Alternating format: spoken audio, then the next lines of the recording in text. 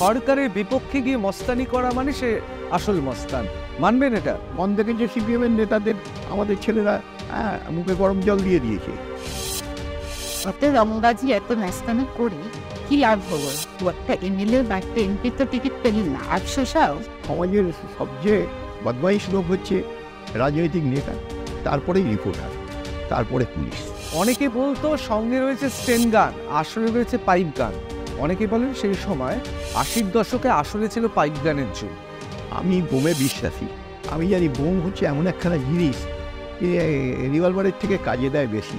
ইতিহাস বলে 84 সালে তাকে আপনার বিরুদ্ধে একটা আন্দোলন হয়েছিল। তাহলে কি আমি বলতে পারি যে আজকের 2024-এর সন্দেশখালী 1984 এই বাড়ি কে কে গুন্ডা হয় রে সালা, নিয়ে যেতে সালা ছিনতাই ডাকাতি নিয়ে যেতে। আপনার রাজনীতিবিদদের ওপর এত রাগ কেন? আপনি কি তাদের দেখেছেন? কংগ্রেস হচ্ছে সিপিএমকে রক্ষিতা হচ্ছে কংগ্রেস। যদিও ওর ছেলেকে মমতা কিছু করলো না কেন?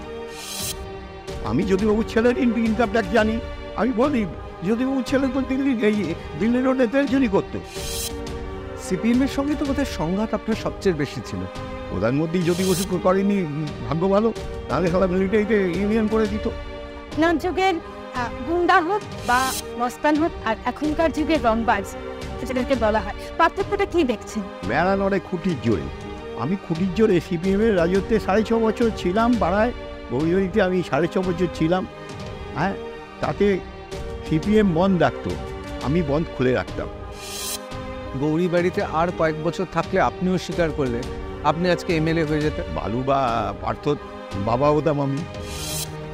জজ পয়সা খেয়েছি আমার থেকে, সিটি কোর্টের এই আলিপুর জজ কোর্টের জজ আমার থেকে 50,000 টাকা খেয়েছে জোর করে।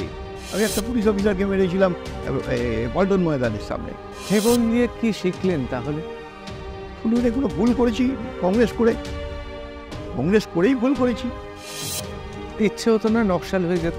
যে আমাকে মেরেছে, আমি 1 মাস সোজা হয়ে দাঁড়াতে পারিনি। আমি তখন আমার 22 বছর বয়স, আমি সোজা হয়ে দাঁড়াবো 1 মাস পারিনি আমি। পুলিশরা আপনাদের ভয় পেত আইন ব্যবস্থায়? পুলিশ পায়ে ধরেছে আমাকে। ওই তাপস মার্ডার কেসে পুলিশ আমার পা ধরে বলছে যেমন যা লাগবে বল। সৌমেন মিস্ত্রি থেকে যে 69 প্রেসিডেন্ট নিয়ে গেলে ওর হাটা কেস থেকে পেয়ে দিয়েছি। কি মনে হয় বাঙালির পতন হয় গ্যাস খেয়ে?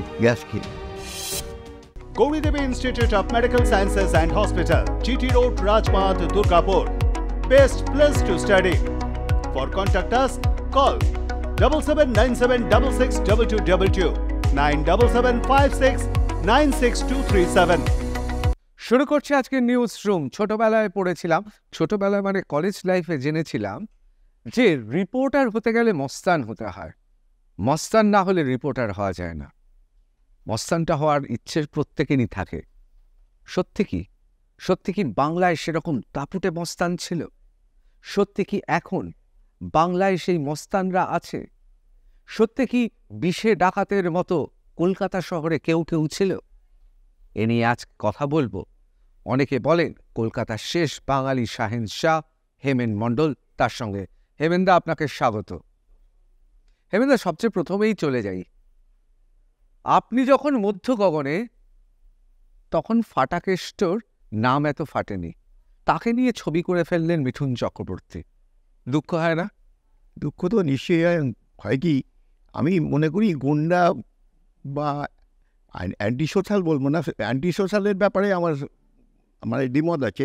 অ্যান্টি সোশ্যাল বা নাম সাম্প্রদায়িক, এই দুটো খুব কন্ট্রোভার্সি জিনিস। অ্যান্টি সোশ্যাল যেমন শুধু পাড়ার গুন্ডা মস্তান, আমি রেপিস্টেড ওই জায়গায় নিতে অ্যান্টি সোশ্যাল বলতে পারে, কিন্তু গ্রেড দেওয়া উচিত ABCD। এই নেতাও তো অ্যান্টি সোশ্যাল, রিপোর্টাররাও আছে অ্যান্টি সোশ্যাল, ওপর থেকে টাকা খায় বসে বসে, এদিক ওদিক থেকে অনেক জায়গায় কমিশন নেয়। হ্যাঁ, সেই জন্যে অ্যান্টি সোশ্যাল তো পুলিশের ভেতর আছে, রাজনৈতিক নেতার ভেতর বেশি আছে। হ্যাঁ, আর কেলার নাম সব শ্রেণীর ভেতর প্রমোটারদের। আমার সম্পর্কে খোঁজ পাননি তো এখনো অব্দি এরকম কিছু? না, আমি কি নাম ওর রেসিপি কিছু নেই, মানে এখন অব্দি খোঁজ পাননি। ঠিক আছে, আপনার সার্টিফিকেটটা আমার দরকার ছিল। সার্টিফিকেট দিচ্ছেন হেমেন মণ্ডল। হেমেনদা, জীবনে তো গডফাদারের নামও শোনেননি, মারিয়া পুজোর গডফাদারও পড়েননি, ফিল্মটাও দেখেননি। নিজে প্রথম কবে বুঝলেন যে এলাকায় আপনি প্রকৃত অর্থে দাদা হয়ে উঠেছেন? অটোমেটিক মানে হয় কি, গুন্ডা দেখতে দেখতে কখন যে গুন্ডা হয়ে গেছি বুঝতে পারিনি। ওকে গুন্ডা মস্তান বললে আমার কোনো দুঃখ লাগে না, কিন্তু সমাজবিরোধী বললে আমার নিশ্চয়ই দুঃখ লাগে। যে সমাজবিরোধী, তুমি আসল জায়গায় পাবলিকের নজর ঘোরাচ্ছ। তুমি বলতে পারবে যে রাজনৈতিক নেতা এই, রাজনৈতিক নেতা এই করে, এত কত নম্বর এখন পাড়ার তোমার মারপিট করে যারা বোম মারে তারা গুন্ডা না, এরা সমাজবিরোধী। সমাজবিরোধী তো চিহ্নিত করতে হবে রাজনৈতিক নেতাকে আগে, তারপরে পুলিশ আছে, পুলিশও সমাজবিরোধী আছে, প্রচুর টাকার মানে পার্টির নাম করেই খায়। কিন্তু সমাজের হয় কি জানেন, আমরা হয়তো খারাপ ভাবতে পারেন, সমাজের সবচেয়ে বদমাইশ লোক হচ্ছে রাজনৈতিক নেতা, তারপরেই রিপোর্টার, তারপরে পুলিশ। আপনি বলছেন রিপোর্টারও এই পংক্তিতেই পড়ে? হ্যাঁ। মানে প্রথম এ গ্রেডের পলিটিশিয়ান, বলা উচিত না, তারপরে রিপোর্টার। হ্যাঁ। কারণ আপনি আপনার শুনুন, আমি এই কারণেই বলছি, পুলিশ রাজনৈতিক নেতা, পুলিশকেও দরকার, আপনাকেও দরকার। আর মানে পুলিশের হয় কি, আপনাকেও তেল মাখাতে হবে, রাজনৈতিক নেতাকেও তেল মাখাতে হবে। তার মানে কি, রাজনৈতিক নেতা হচ্ছে 1 নম্বর, আপনি 2 নম্বর। কারণ আপনারা তো ধর্মের সাথ দুনিয়াকে গুটিয়ে বেড়াবেন, আপনাদেরকেও গুতাতে পারবে না। বাবু আপনি কোনো রিপোর্টারকে কি টাকা দিয়েছিলেন, বা রিপোর্টার চেয়েছিল আমার থেকে। আপনার কাছে টাকা চেয়েছেন? নাম বলবো, মারা গেছে। না, অবশ্যই নাম বলবেন না, তিনি প্রয়াত। কিন্তু মানে তার মানে আপনি এটা মানছেন তো রিপোর্টাররা মস্তানদের ওপরে হ্যাঁ, জজ পয়সা খেয়েছে আমার থেকে। সিটি কোর্টের এই আলিপুর জজ কোর্টের জজ আমার থেকে 50,000 টাকা খেয়েছে জোর করে। আপনি চিনবেন না, আমার অশোক বক্সি বলে একজন, মানে সন্তোষ দত্ত জুনিয়র ছিল, সন্তোষ দাও আমার কেস করেছে, যাকে ফিল্মে দেখেন, তিনি আমার খুব ভালোবাসতো। আর মানে আমাদের জটায়ু। জটাও। আর 1 নম্বর ক্রিমিনাল লয়ার বলতে যা বোঝায়, হ্যাঁ সেরকম উকিল ছিল। তারপরে ওনার মারা যাওয়ার পর সন্তোষ, এই অশোক বক্সি, হ্যাঁ আমাদের পাড়া ওদিকেই। আমি একটু সন্তোষ দত্ত সম্পর্কে জানতে হবে, কারণ জটায়ু সম্পর্কে আমাদের সবার আগ্রহ আছে। কেমন মানুষ ছিলেন? মাই ডিয়ার, উল্টে আমাকে বলতো হেমন, তোর থেকে আমাকে 3,000 টাকা মার্ডার কেসে নিচ্ছে। আমি বললাম যে, বলে এমন কাউকে বলিস না। এমন কেন? বলবো ওমরের থেকে 20,000 টাকা নিয়েছি। আমি বললাম না না, আমি কখনো বলি আপনাকে? বললো আমার কাছে আসবি। হয় কি, প্রত্যেকটা কেস যখন ডিল করি, হ্যাঁ একবার করে পড়বো আর 1খানা করে পয়েন্ট বের করবো। দেখিয়েছে আমাকে, সেইভাবেই ওরে মানে তুখর বুদ্ধি। সন্তোষ দত্ত বা জটায়ু ফেলুদার সঙ্গে ওতপ্রোতভাবে জড়িয়ে আছেন। তার ছবি দেখেছেন, সত্যজিৎ রায়ের ফেলুদা? হ্যাঁ, আমি ওইটাই দেখেছি, যেটা ওটা নিজে দেখেছি। এবং অশোক বক্সি যার কথা বলছি, আমি একদিন ওর মানে এই করোনার সময় লাস্ট মারা গেলে, আমি একদিন ওনার বাড়ির সামনে নিয়ে যাচ্ছি, দেখি একা চেম্বারে বসে আছে। আমি উঁকি মেরে বললাম, কি উত্তম কুমার? আমার মুখের দিকে থাকিয়ে বলছি, সালা হেমেন উত্তম কুমার বলছি কেন? ওই দেখুন না দেব। তারপরে ওই বিশ্বজিতের ছেলে ফেলে যেভাবে রোজগার করেছে, তখন বলে এমন হায়া বস কী হলো? বললো এমন আমি প্রথম ধরতে পারিনি তুই কী বলতে চাইছিস। আমি দেখলাম, আমি বললাম আপনি ক পয়সা রোজগার করেছেন? এরা উত্তম কুমার ক টাকা রোজগার করেছে। হ্যাঁ, এদের দেখুন কীভাবে রোজগার করছে। হ্যাঁ বলতে, হ্যাঁ ঠিক। তখনই একখানা হাইকোর্টের 1 নম্বর জজ, 1 নম্বর উকিল ক্রিমিনালের, তার কথা বললো। হ্যাঁ, সাধারণত অশোক বক্সি এই ধরনের কথা বলে না, কোনো উকিলের নামে বলে না। আমাকে বললো, এখন জানি সারা বেল করাবার আগে প্রথম তো লাস্ট তো ট্রায়ালটাই আসল, বেল করাটা তো আসল না। ট্রায়াল করতে গিয়েই তাকে সর্বশান্ত করে দিচ্ছে। যখন আমার কাছে আসছে ট্রায়ালে, তাকে পয়সা দেওয়ার নেই, কী করে মানে অল্প অল্প করে টাকা দিতে পারছে। বললো এভাবে টাকা লুট করে নিচ্ছে। আর শুধু বলছে এই জজটা ভালোটা ফিটিং নেই, যখন হবে একটা সময় জজ ফিটিং থাকতো, আমিও জানি হাইকোর্টে। হ্যাঁ, হাইকোর্টের ইতিহাস অনেকখানি জানি আমি। হ্যাঁ, অনেকে বলে যে হাইকোর্টের জজ তখন মানে সিপিএম যখন 84-এ আমাকে কেস দিল, আমাকে গোটা 40 কেস দিয়েছিল।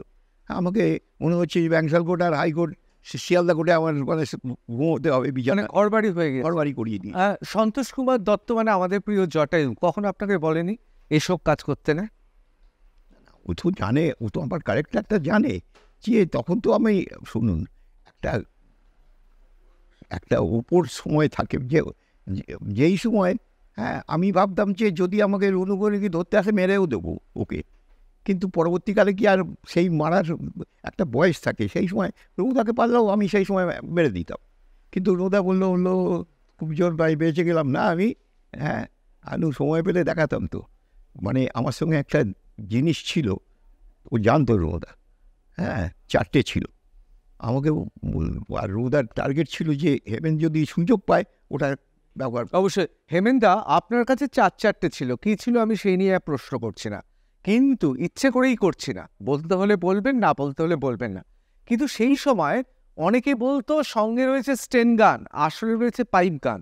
অনেকে বলেন সেই সময় 80-র দশকে আসলে ছিল পাইপ গানের। শুনুন, নকশালরা কাটা রাইফেল ইউজ করতো, যারা পুরনো তারা বুঝতে পারবে। কাটা রাইফেল মানে হচ্ছে 303 রাইফেল। কাঠগুলো সরিয়ে দিলে না, ওরা কাঠ সরাতো না, সামনের দিকের ব্যারেলটা কেটে দিত, দিয়ে ওই পেছনটা আর ম্যাগাজিনটা থাকতো। তারপরে আমার কাছে 2টো রাইফেল এসেছিলো, 303 রাইফেল, একটা স্টেন এসেছিলো। হ্যাঁ রাইফেল 2টো। আমি বললাম যে কাটা ফাটা ওসব চলবে না, নকশালদা কাটতো, আমার বাঁট খুলে ফেল, সব কাটের পজিশন খুলে ফেলে পেছনে বাঁটেরটা অনেকখানি হয়ে যায়, আমি বললাম ওটা একখানা প্লেট লাগিয়ে একটা নাট লাগিয়ে দে, ওটা হয়ে যাবে শোল্ডারে লাগাবার। আর সামনের ব্যারেল প্যাচ দিয়ে লাগানো যাবে, আবার খুলে রাখা যাবে। মানে পায়জামা পাঞ্জাবি বললে ওটা, মানে ঢোলা পাঞ্জাবি বললে ওটা কোমরে বেল্ট দিয়ে লাগিয়ে রাখা যাবে, একটা ফুল রাইফেল রাখা যাবে। শুধু ম্যাগাজিনটা মানে পায়জামা পাঞ্জাবি পরে রাইফেল রাইফেল নিয়ে যাওয়া যাবে। হেমেন্দা, আমি জীবনে পায়জামা পাঞ্জাবি শান্তিনিকেতনী ব্যাগের কথা শুনেছি, কফি হাউসে এরকম বিদ্যজনেরা যেত, সেই সময় আপনারা পায়জামা পাঞ্জাবির সঙ্গে রাইফেল নিয়ে ঘুরছেন? না রাইফেল এরা নকশালটা সামনের নলটা কেটে নিত। আমি বললাম কাটা ফাটা হবে না, মাল খুলে দেখি কি আছে, দেখে বললাম এই তো ফোল্ডিং করে রেখে দেওয়া যাবে। মানে 2-3 মিনিট টাইম পেলেই সামনের নলটাকে লাগানো, আর কিছু না, নলটাকে লাগিয়ে নিতে হবে, শুধু প্যাচ আছে, প্যাচে ঘুরিয়ে নিতে হবে। ম্যাগাজিনে তো লোড করাই আছে, 10খানা গুলি লোড করা আছে। কাটা রাইফেল দিয়ে অপারেশন চালাতে সুবিধা হতো? শুনুন, কলকাতাতে রাইফেল চালাবার জায়গা না, শুধু ভয় দেখাবার জায়গা। আমি কয়েকবার গুলি চালিয়েছি, কিন্তু ব্লাইন্ড ফায়ার করেছি, গুলি চালাবার জায়গা নেই। এই যে কী নাম ওর, আমাদের সন্দেশখালিতে, জানি না সিআরপি কে ডাইরেকশান ছিল কি গুলি চালাবার। হ্যাঁ আমি যদি সিআরপি কমেন্ট হতাম, আমার সঙ্গে 25টা ফোর্স থাকতো, শুধু নদীতে ডুবে, মনে হয় পুকুরে ডুবে মেয়েরা মারা যেত। গুলি করার দরকার হয় না, যদি মানে ম্যাগাজিন, মানে ওদের ম্যাগাজিনে তো আরও বেশি এতে আছে, হয়তো AK-47 নেওয়া আছে, ওদের ম্যাগাজিনে বেশি লোড, আমার মনে হয় 30-35টা করে গুলি থাকে, আর ওদের একসঙ্গে তো আরও 10টা করে। গুলি করার থেকে ব্ল্যাঙ্ক ফায়ার করলে, মানে মারার থেকে ভয় দেখানো আরো বেশি। ব্ল্যাঙ্ক ফায়ার, সামনে মেয়েগুলো ছিল, ওগুলো খালে পালে পড়ে মরে যেত, কিছু ডুবে মরে যেত, আর বলতো গুলি পড়ে মারা গেছে, বলতে হতো, রাজনৈতিক দল বলতো, তো কেন করলো না আমি তো ভেবে পাই না। আর মারলে কি, হিন্দি বইয়ে তো দেখেছেন, সবাই তো দেখেছে, এগুলো তো নতুন কিছু না। হাতে গুলি করেছে, বা কোনো সিপাহের হাতে গুলি করে দিয়ে 4টেকে গুলি করে দিল। হ্যাঁ এটা তো কোনো ডিফেন্সের কোনো অসুবিধে নেই। আর ইডি অফিসার ইঞ্জিওর হয়ে গেছে, সিআরপি ইঞ্জিওর হয়ে গেছে, তারপরে ফায়ার ওপেন করা তো কে করবে, চাকরি কার খাবে? আপনারা মনে নেই এতে মনে হয় পাটুলির ওইখানে একবার ইলেকশানে একটা ত্রিপুরার ফোর্স একটা পায়ে গুলি করেছিল, মারা গেছিল, মনে হয় CPM-এর কাউকে। তখন আমাকে একটা চ্যানেলে বলেছিল, বলে ও কী দেখলেন?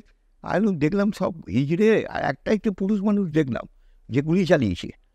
দেখুন কিচ্ছু হবে না, ও সব গল্প হবে অনেক, এই বিচার হবে কিচ্ছু হয় না। ওরা একমাত্র রেপ করলে বিচার হয়, না হলে ওই সব। আর এ তো অ্যাকশানে গুলি করছে, ও তো ডিউটিটাই গুলি করা। এবার ফোর্স আমি যাদের হয়ে গেছি তাদের মেরেছে ইঞ্জিনিয়ার, আমাদেরও মেরেছে। এরপরে ফায়ার ওপেন করা তো কোনো ব্যাপার না। 2-10টা যদিও নিচে করতে হয়, নিচে করার দরকার না।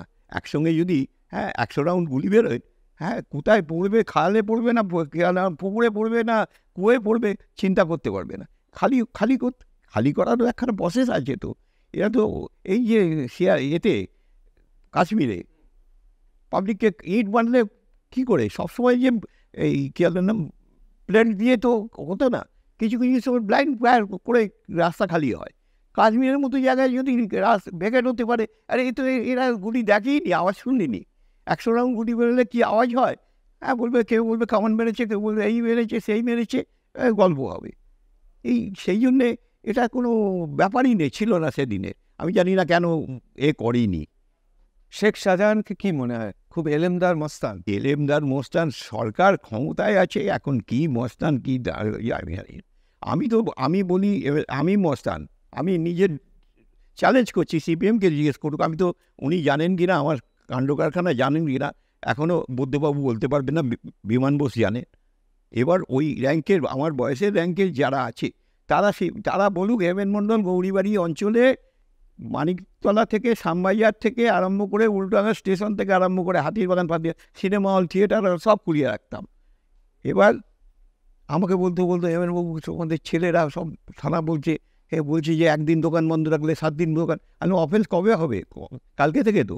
কালকে যদি আজকে বন্ধ থাকলে তবে কালকে থেকে হবে, আজকে খুলতে হবে ওদের, তারপরে তো অফেন্স আরম্ভ হবে। তাহলে হেমেনবাবু, আমি অনেক সময় মনে করি, দেখুন আপনি আমার সঙ্গে একমত হবেন নাকি, সরকারে যখন দল আছে তখন মস্তানি করা মানে পাড়ার কুকুরের নিজের পাড়াতে মস্তানি করা।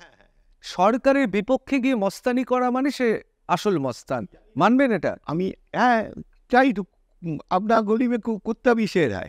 আমার ইতিহাস শুধু আমি কলকাতায় না, আমি ধর্মতলায় মেরেছি, মানে মেট্রোর সামনে মেরেছি।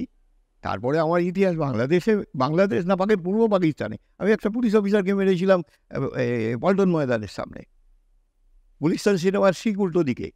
যারা বাংলাদেশি লোক তারা তখন পূর্ব পাকিস্তান ছিল, পাকিস্তান না। তা আপনাকে মারতে বাংলাদেশ যেতে হলো কেন? না, আমি আফসকন ছিলাম পুলিশ মার্ডারকে। ও, তখন পলাতক ছিলেন? হ্যাঁ, পুলিশ মার্ডারকে পলাতক অবস্থায় বাংলাদেশেও ঝামেলা করলেন?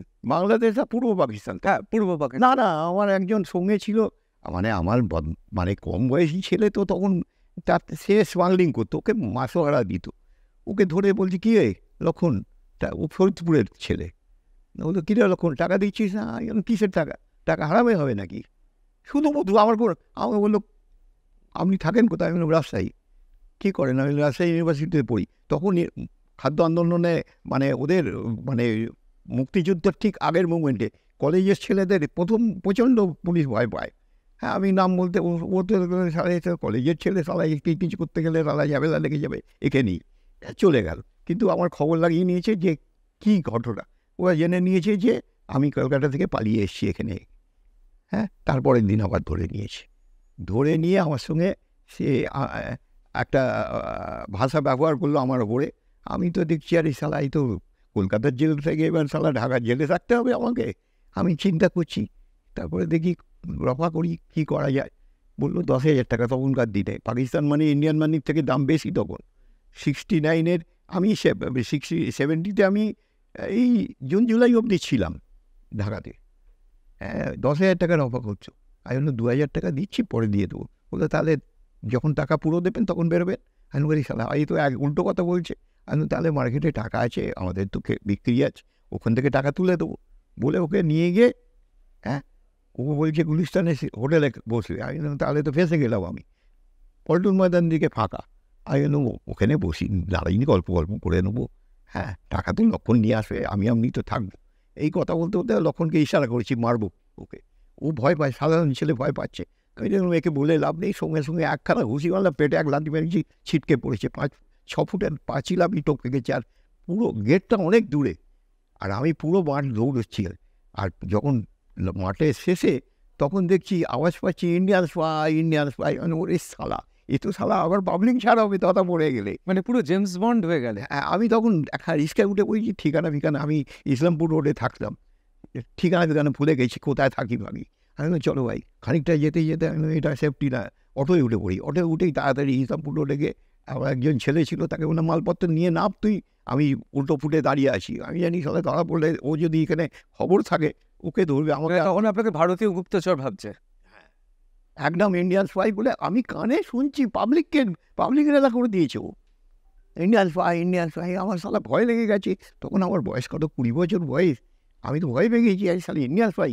না, গুপ্তচর হয়ে বিদেশের, মানে যে বিদেশের আড়াই তো পাবলিক মারবে, তারপরে তো জেলে যাবো, সে কোর্টের ব্যাপার। মানে আমার তো শুনে আমার ভয় লেগে গেছে। আমি একেবারে গোড়ার থেকে আসি, এই যে আপনার জাম্প করাটা থেকে আসি।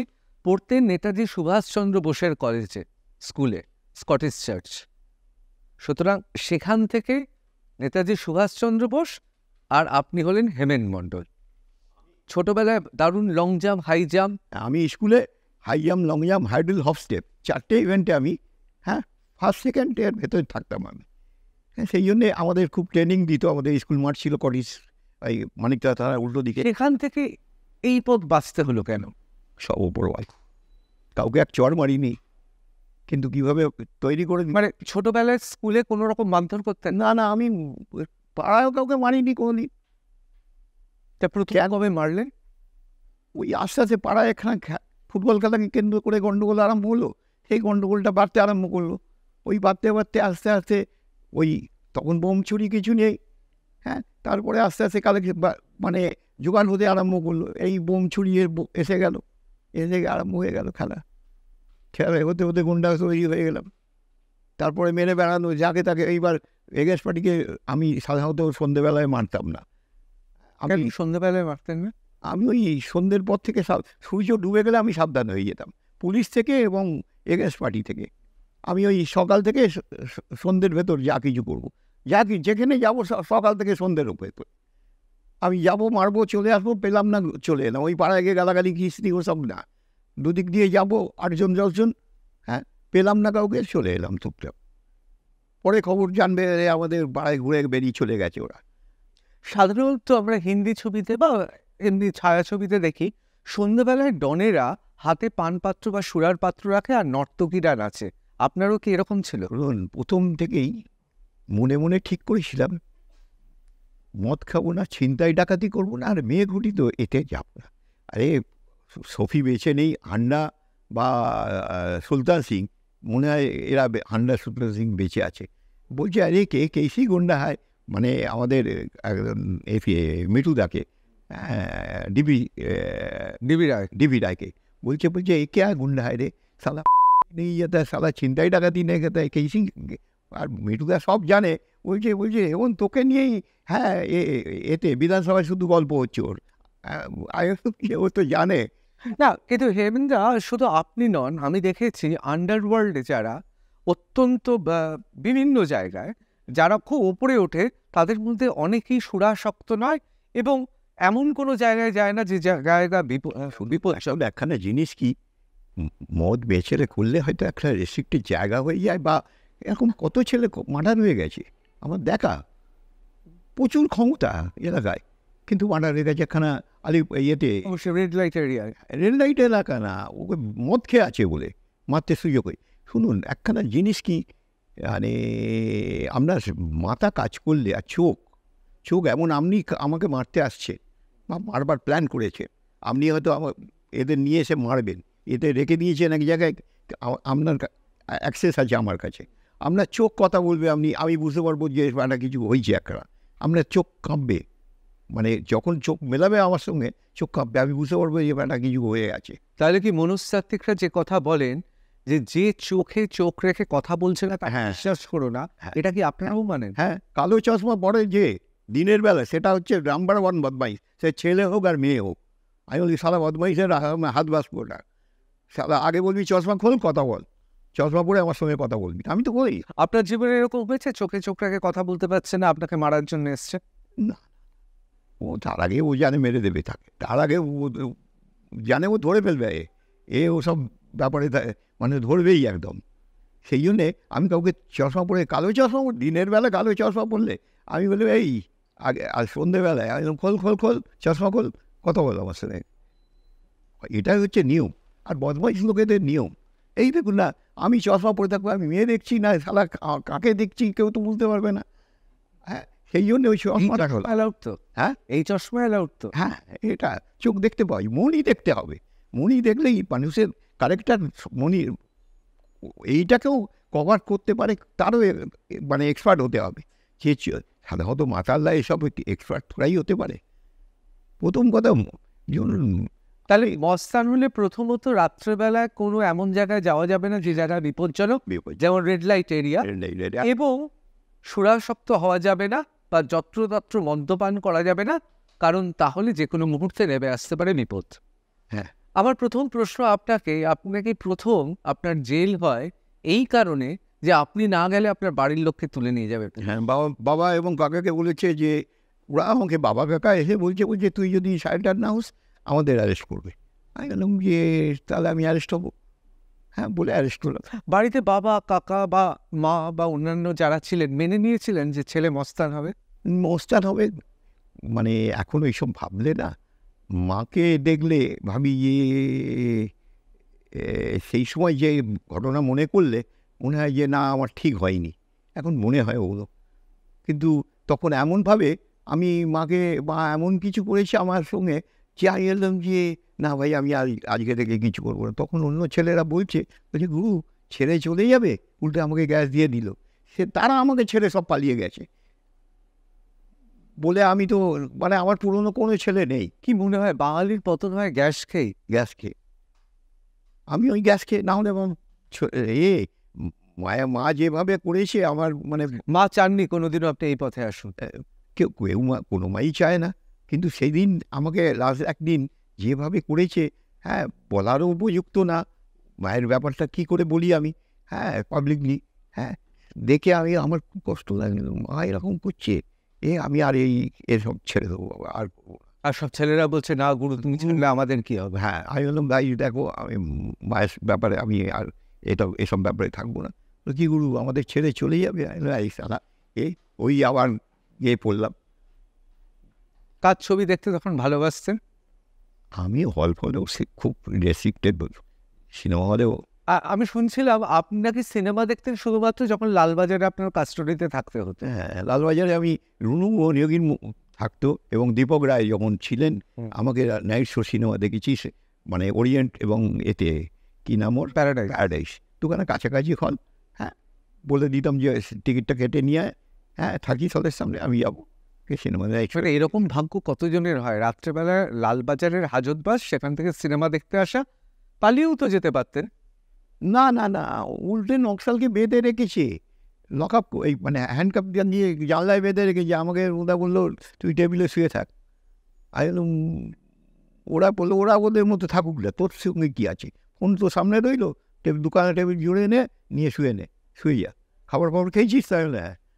আর তখন অম্বর না, তখন রয়্যালের খেতাম বেশি, রয়্যালের খাবার। বা ভালোই তো ছিলেন, রাত্রেবেলা প্যারাডাইস আর আপনার ওরিয়েন্টের শো দেখা, আর অম্বর বা রয়্যাল থেকে চাপ বিরিয়ানি আর আসছে, ভালোই তো ছিলেন। আচ্ছা, আমরা শুনেছি যে আপনার আমলে তো নকশালরাই সেই সময় তো দাপিয়ে বেড়াচ্ছে, তা আপনার সঙ্গে নকশালদের সম্পর্ক কী ছিল? আমার সঙ্গে বাইরে আমার সঙ্গে নকশালদের টাচটা খুব কম হয়েছে, জেলেই যত দেখেছি আমি। জেলে এই কমিউনিস্টদের দেখা, আমার শুধু নকশাল বলবো কেন, কমিউনিস্ট মানে এই সিপিএম পার্টি এবং সংশোধনী নকশাল, মানে এই ধরুন সাধারণ এই কানুসান্দাল, জঙ্গল সাঁওতাল, হ্যাঁ অসীম চ্যাটার্জি, এরা হচ্ছেন কি জানি বাবা, এরা বিপ্লব করার ক্ষমতা নেই বাবা। চাকরি কর বা কোনো জায়গায় খেটে খেয়ে যান, লোককে টুপি দেবে না। চারু মজুমদারের এই ভুল ছিল, চারু মজুমদারের ওই তাহলে কি এদের কি সিপিএমের মতো হ্যাঁ ভোটে জিতে ক্ষমতায় রাষ্ট্র ক্ষমতা দখল করবো, এই বুদ্ধি? সে তো করার ক্ষমতা নেই।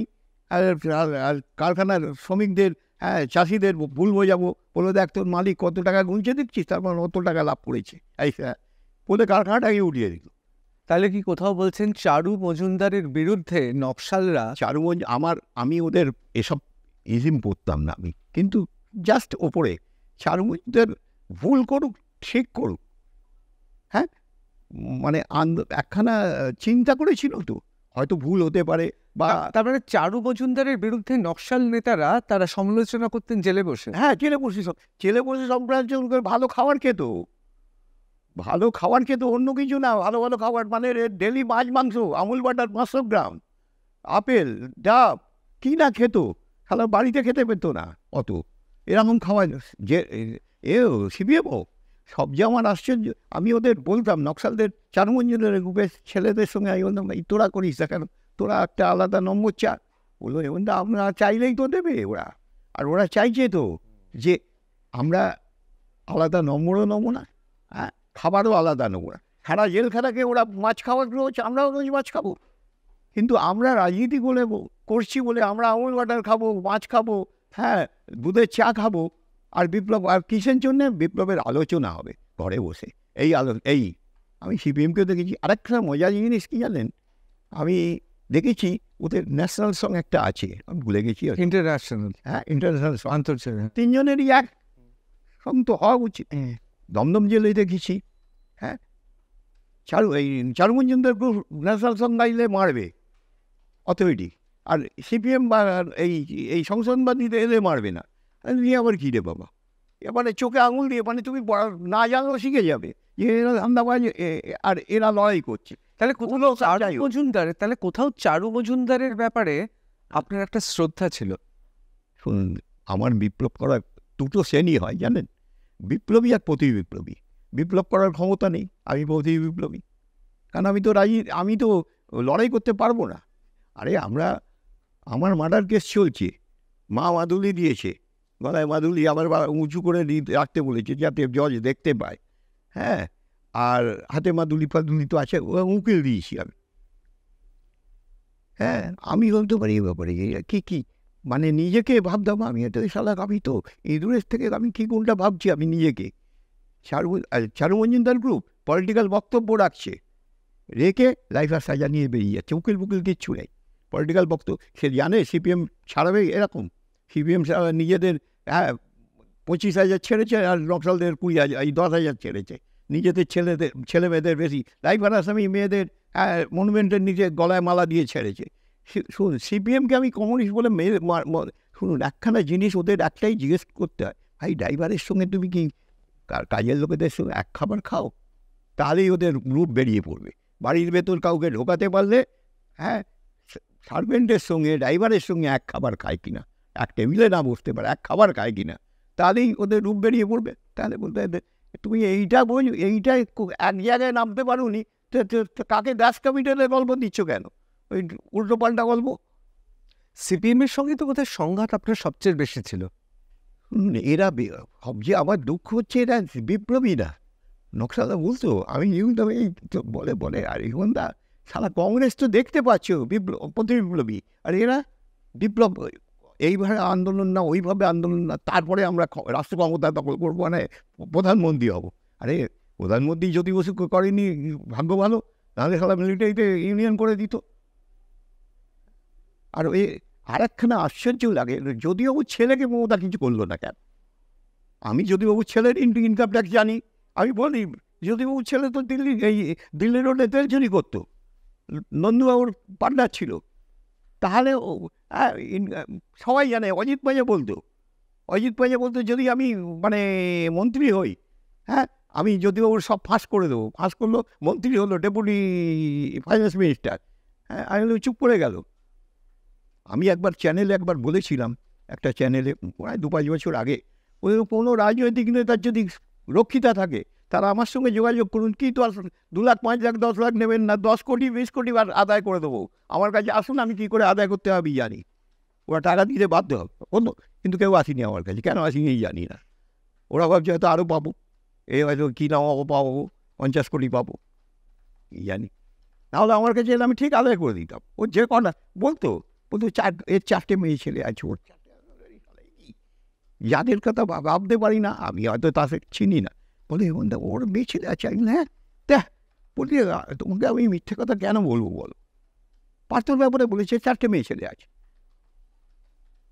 আবার কীরকম জানেন, শ্যামবাজারে একজন ছেলে ছিল, কংগ্রেসি ছেলে, তার জন্মদিন করতো, বিয়ে করেনি, বাট জন্মদিন করবে, আর জন্মদিন করে সবাইকে খাওয়াবে, আমাকে একদম পার্মানেন্ট নেমন্তন্ন করবে। এই বৃষ্টির সময়, জুন জুলাই এরকম জন্মদিন, তো আমি যেতে বাধ্য হই ওর কাছে, গিয়ে খাওয়াই দাওয়ায়, হ্যাঁ ভালোই খেয়ে।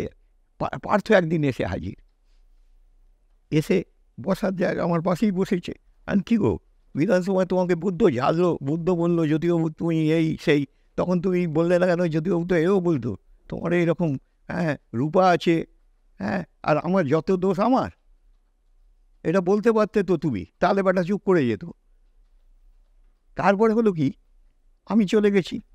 তারপরের দিন আমাকে ওই ছেলেটা ফোন করে বলছে, এখনো বেঁচে আছে, ক্যান্সার হয়েছে, ফোন করে বলছে হেমন্তদা জানো শালা যাওয়ার আগে কি বলছে, এই ফটো ওঠেনি তো, কাগজে দিয়ে দেবেন না তোকেও।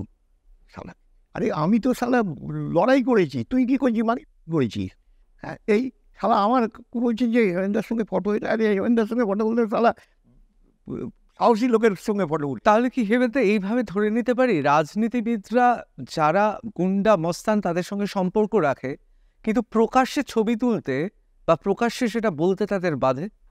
কেন জানি না, বলবে কি? আর এখন রাজনীতিতে আর বলবেন না, জানি না কজন সাধু আছে। আর আমার মনে হয় যদি কোনো অনেস্ট রাজনৈতিকবিদ হয়, প্রথম কথা যে জানেন, আমি চরিত্র আর ঘুষ খাওয়া এই দুটোর জন্যে লড়াইটা নিজে, আমি যদি মন্ত্রী হই, আমাকে লড়াইটা প্রথম দিন থেকে পরিবারের সঙ্গে আরম্ভ করতে হবে।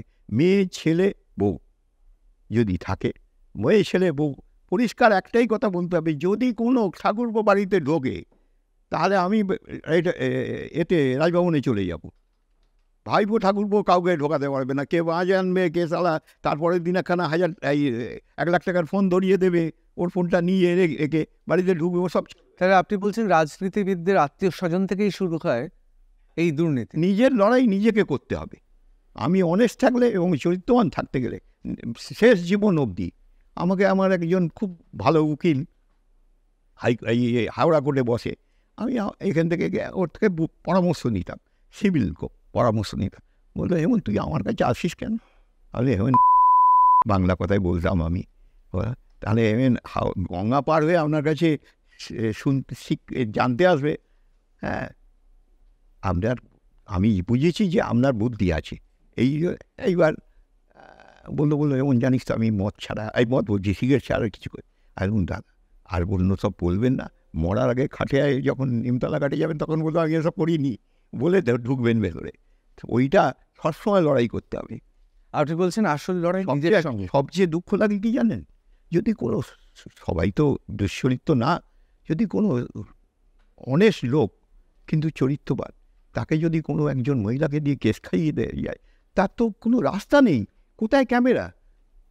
তার তো গলায় দড়িতে মৃত্যু ছাড়া কোনো মৃত্যুর আগে বলে যেতে হবে যারা আমাকে ফাঁসিয়েছে, হ্যাঁ, তারাই এর শিক্ষা পাবে, আর কিছু না। আমি আর বলার কিছু নেই, আমি ভালো কি খারাপ বললাম না, আমি সুইসাইড করা ছাড়া কোনো রাস্তা নেই। আমি জানি না রাজ্যপাল কী করেছে না করেছে, আমি কিন্তু কোনো সৎ ভালো লোক যদি মেয়েকে এসে ফাঁসিয়ে দেয়, তাকে গলায় দড়ি দিতে হবে। তার মেয়ে আছে, ছেলে আছে, তার শ্বশুর বাড়ি আছে, তাদের কাছে কি বলবে? এক যদি শ্বশুরকে যদি মেয়ে ছেলে দেয়, সে আলাদা জিনিস। হ্যাঁ, নাহলে তাদের কাছে কি করে মুখ দেখাবে? সে তো গলায় দড়ি দিতে হবে তাকে। আপনার রাজনীতিবিদদের ওপর এত রাগ কেন? আপনি কি তাদের দেখেছেন? না, আরাম খাওয়া। ওই আমার একজন লালবাইয়ের অফিসার আমাকে একদিন বলেছে, মান্ডা স্কোয়াডের অফিসার, খুব অনেস্ট অফিসার, আমি চিনি, ভালো সম্পর্ক আমার। একদিন আমি অ্যারেস্টেই আছি মনে হয়, আমাকে বলছে এমন জানলি, সবার সামনেই, এমন জানলি মদ ছাড়া যায়, মেয়ে মানুষ ছাড়া যায়, হারাম খাওয়া ছাড়া যায় না। আমি মনে সাদা কাকে বলছিস? আমাকে না বলা, তোর অফিসারদের। আমি মনে মনে ভাবছি, তারপর পরবর্তী বুঝতে পারলাম সত্যি এই যে নোট কামানো। আর এখন আরেকটা আশ্চর্য লাগে, বউ একটা আছে, জানি না বউ ভালো কি না খারাপ, আমি বলবো না, সেটা উচিতও না আমার। তারা আবার 4টে মেয়ে, আমি বউকে ম্যানেজ করে কি করে, সেটাও আমার মাথায় ঢোকে। আমি বসে বসে ভাবি এসব সালা ম্যানেজ করছে কি করে, সালা 4টে কী করে? নিশ্চয়ই বউকে বলছে, দেখো তোমার তো বুঝছি সবাইকে টাকা দিয়ে দিয়েছি, কোথায় টাকাটা রাখবো বলো, তুমিই বলো। আপনি প্রথম আগ্নেয়াস্ত্র বা বন্দুক কবে ব্যবহার? আমি বোমে বিশ্বাসী। আমি জানি বোম হচ্ছে এমন একখানা জিনিস যে রিভলভারের থেকে কাজে দেয় বেশি। কেন বলছেন এটা? আমি হয় কি, রিভলভার তো বলে, শুনুন, এরা তো আর ট্রেনিং নিয়ে আসেনি, সারা গেল না বোম খেলে ও ছিটকে পালিয়ে যাবে রিভলভার নিয়ে দৌড়ে।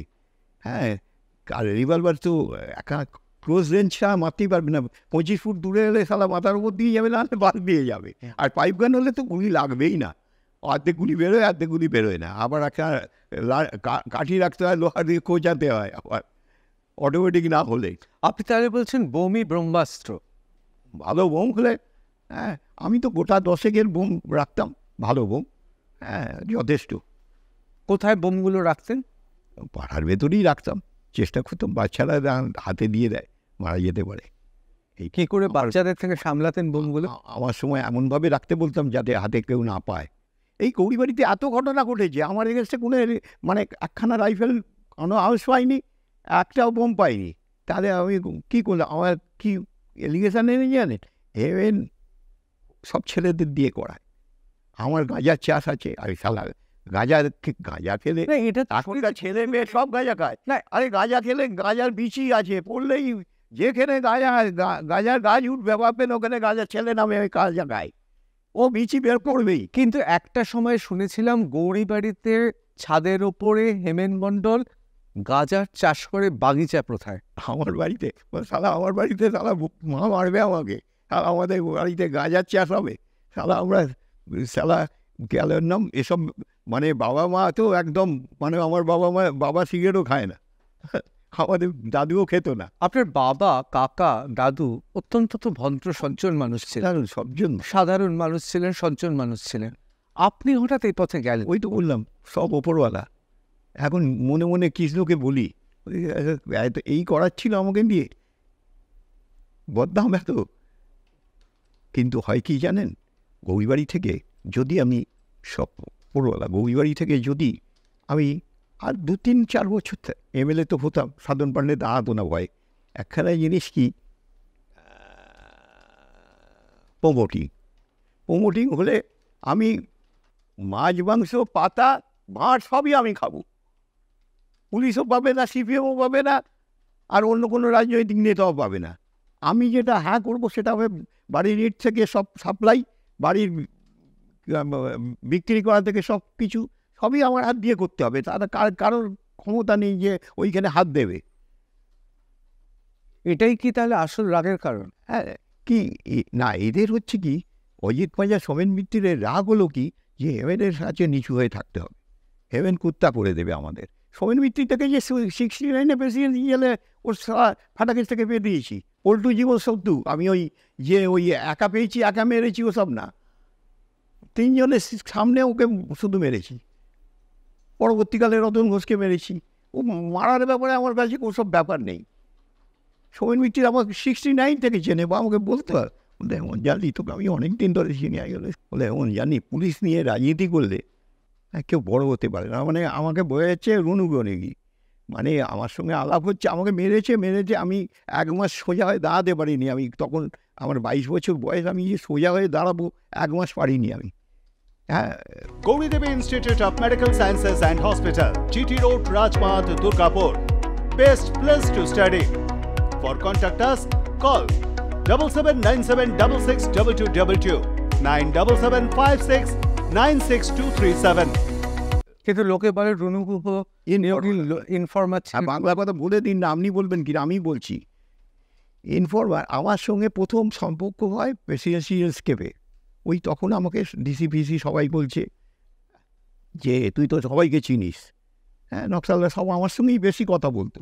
সেই নিয়ে আলিপুর সেন্ট্রাল জেলে গণ্ডগোল, সুপারের সঙ্গে এই শুধু কথা বলা, গল্প করার জন্যে। আমার ছেলে ছিল কি নাম ওর, আমি 4 নম্বর সেলে ছিলাম, ডিভিশন প্রিজনার ছিলাম আর কনভিক্ট অবস্থায়। আমাদের কি নাম, হরেকৃষ্ণ কুমারের ভাই বিনয় কুমার আমার সঙ্গে আমার পাশে সেলে থাকতো প্রেসিডেন্ট এই আলিপুর সেন্ট্রাল জেলে। এবং ওইখানে আরও অন্য কনভিক্ট থাকে।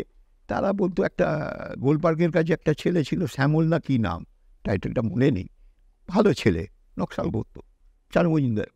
আমার ওর সঙ্গে গল্প করতাম, রাজনীতি কিছু না, কিছু জানার থাকলে জানতাম, কিন্তু গল্প করতাম আমি। আমাকে সুপার একদিন থেকে বলছে আপনি নকশালদের সঙ্গে মেশেন কেন? আমি কোন বুড়োটা বলেছে, একটা সত্যেন বলে একটা ইন্টালিতে থাকতো, সত্যেন বলেছে ওকে মারবো কিন্তু আপনি। বলছি তোমার লাইফ আর সাজা মারবে কি বলছো? আরে হ্যাঁ, আমার ভালো লাগে না, আপনি এইসব বলবেন না। আমার বলে আমি আমি কি বুড়োর সঙ্গে গল্প করবো বসে বসে? কম বয়সী ছেলে, আমি ওর সঙ্গে গল্প করি, আমি পার্টি করি না, আপনি জেনে নেবেন। আমার মার্ডার কেসও পার্টির নামে, পুলিশ মার্ডার। কিন্তু ইচ্ছে হতো না নকশাল হয়ে যেত? শুনুন, যা দেখেছি না, সেই ক্ষমতা নেই, মানসিক ক্ষমতা নেই। আমরা উকিল দিই পাল্লায় মাধুরী দিয়ে বুঝতে পারছেন না। আমরা কি বক্তব্য রাখবো, পলিটিক্যাল বক্তব্য লেগে রাইফাল সাজানো?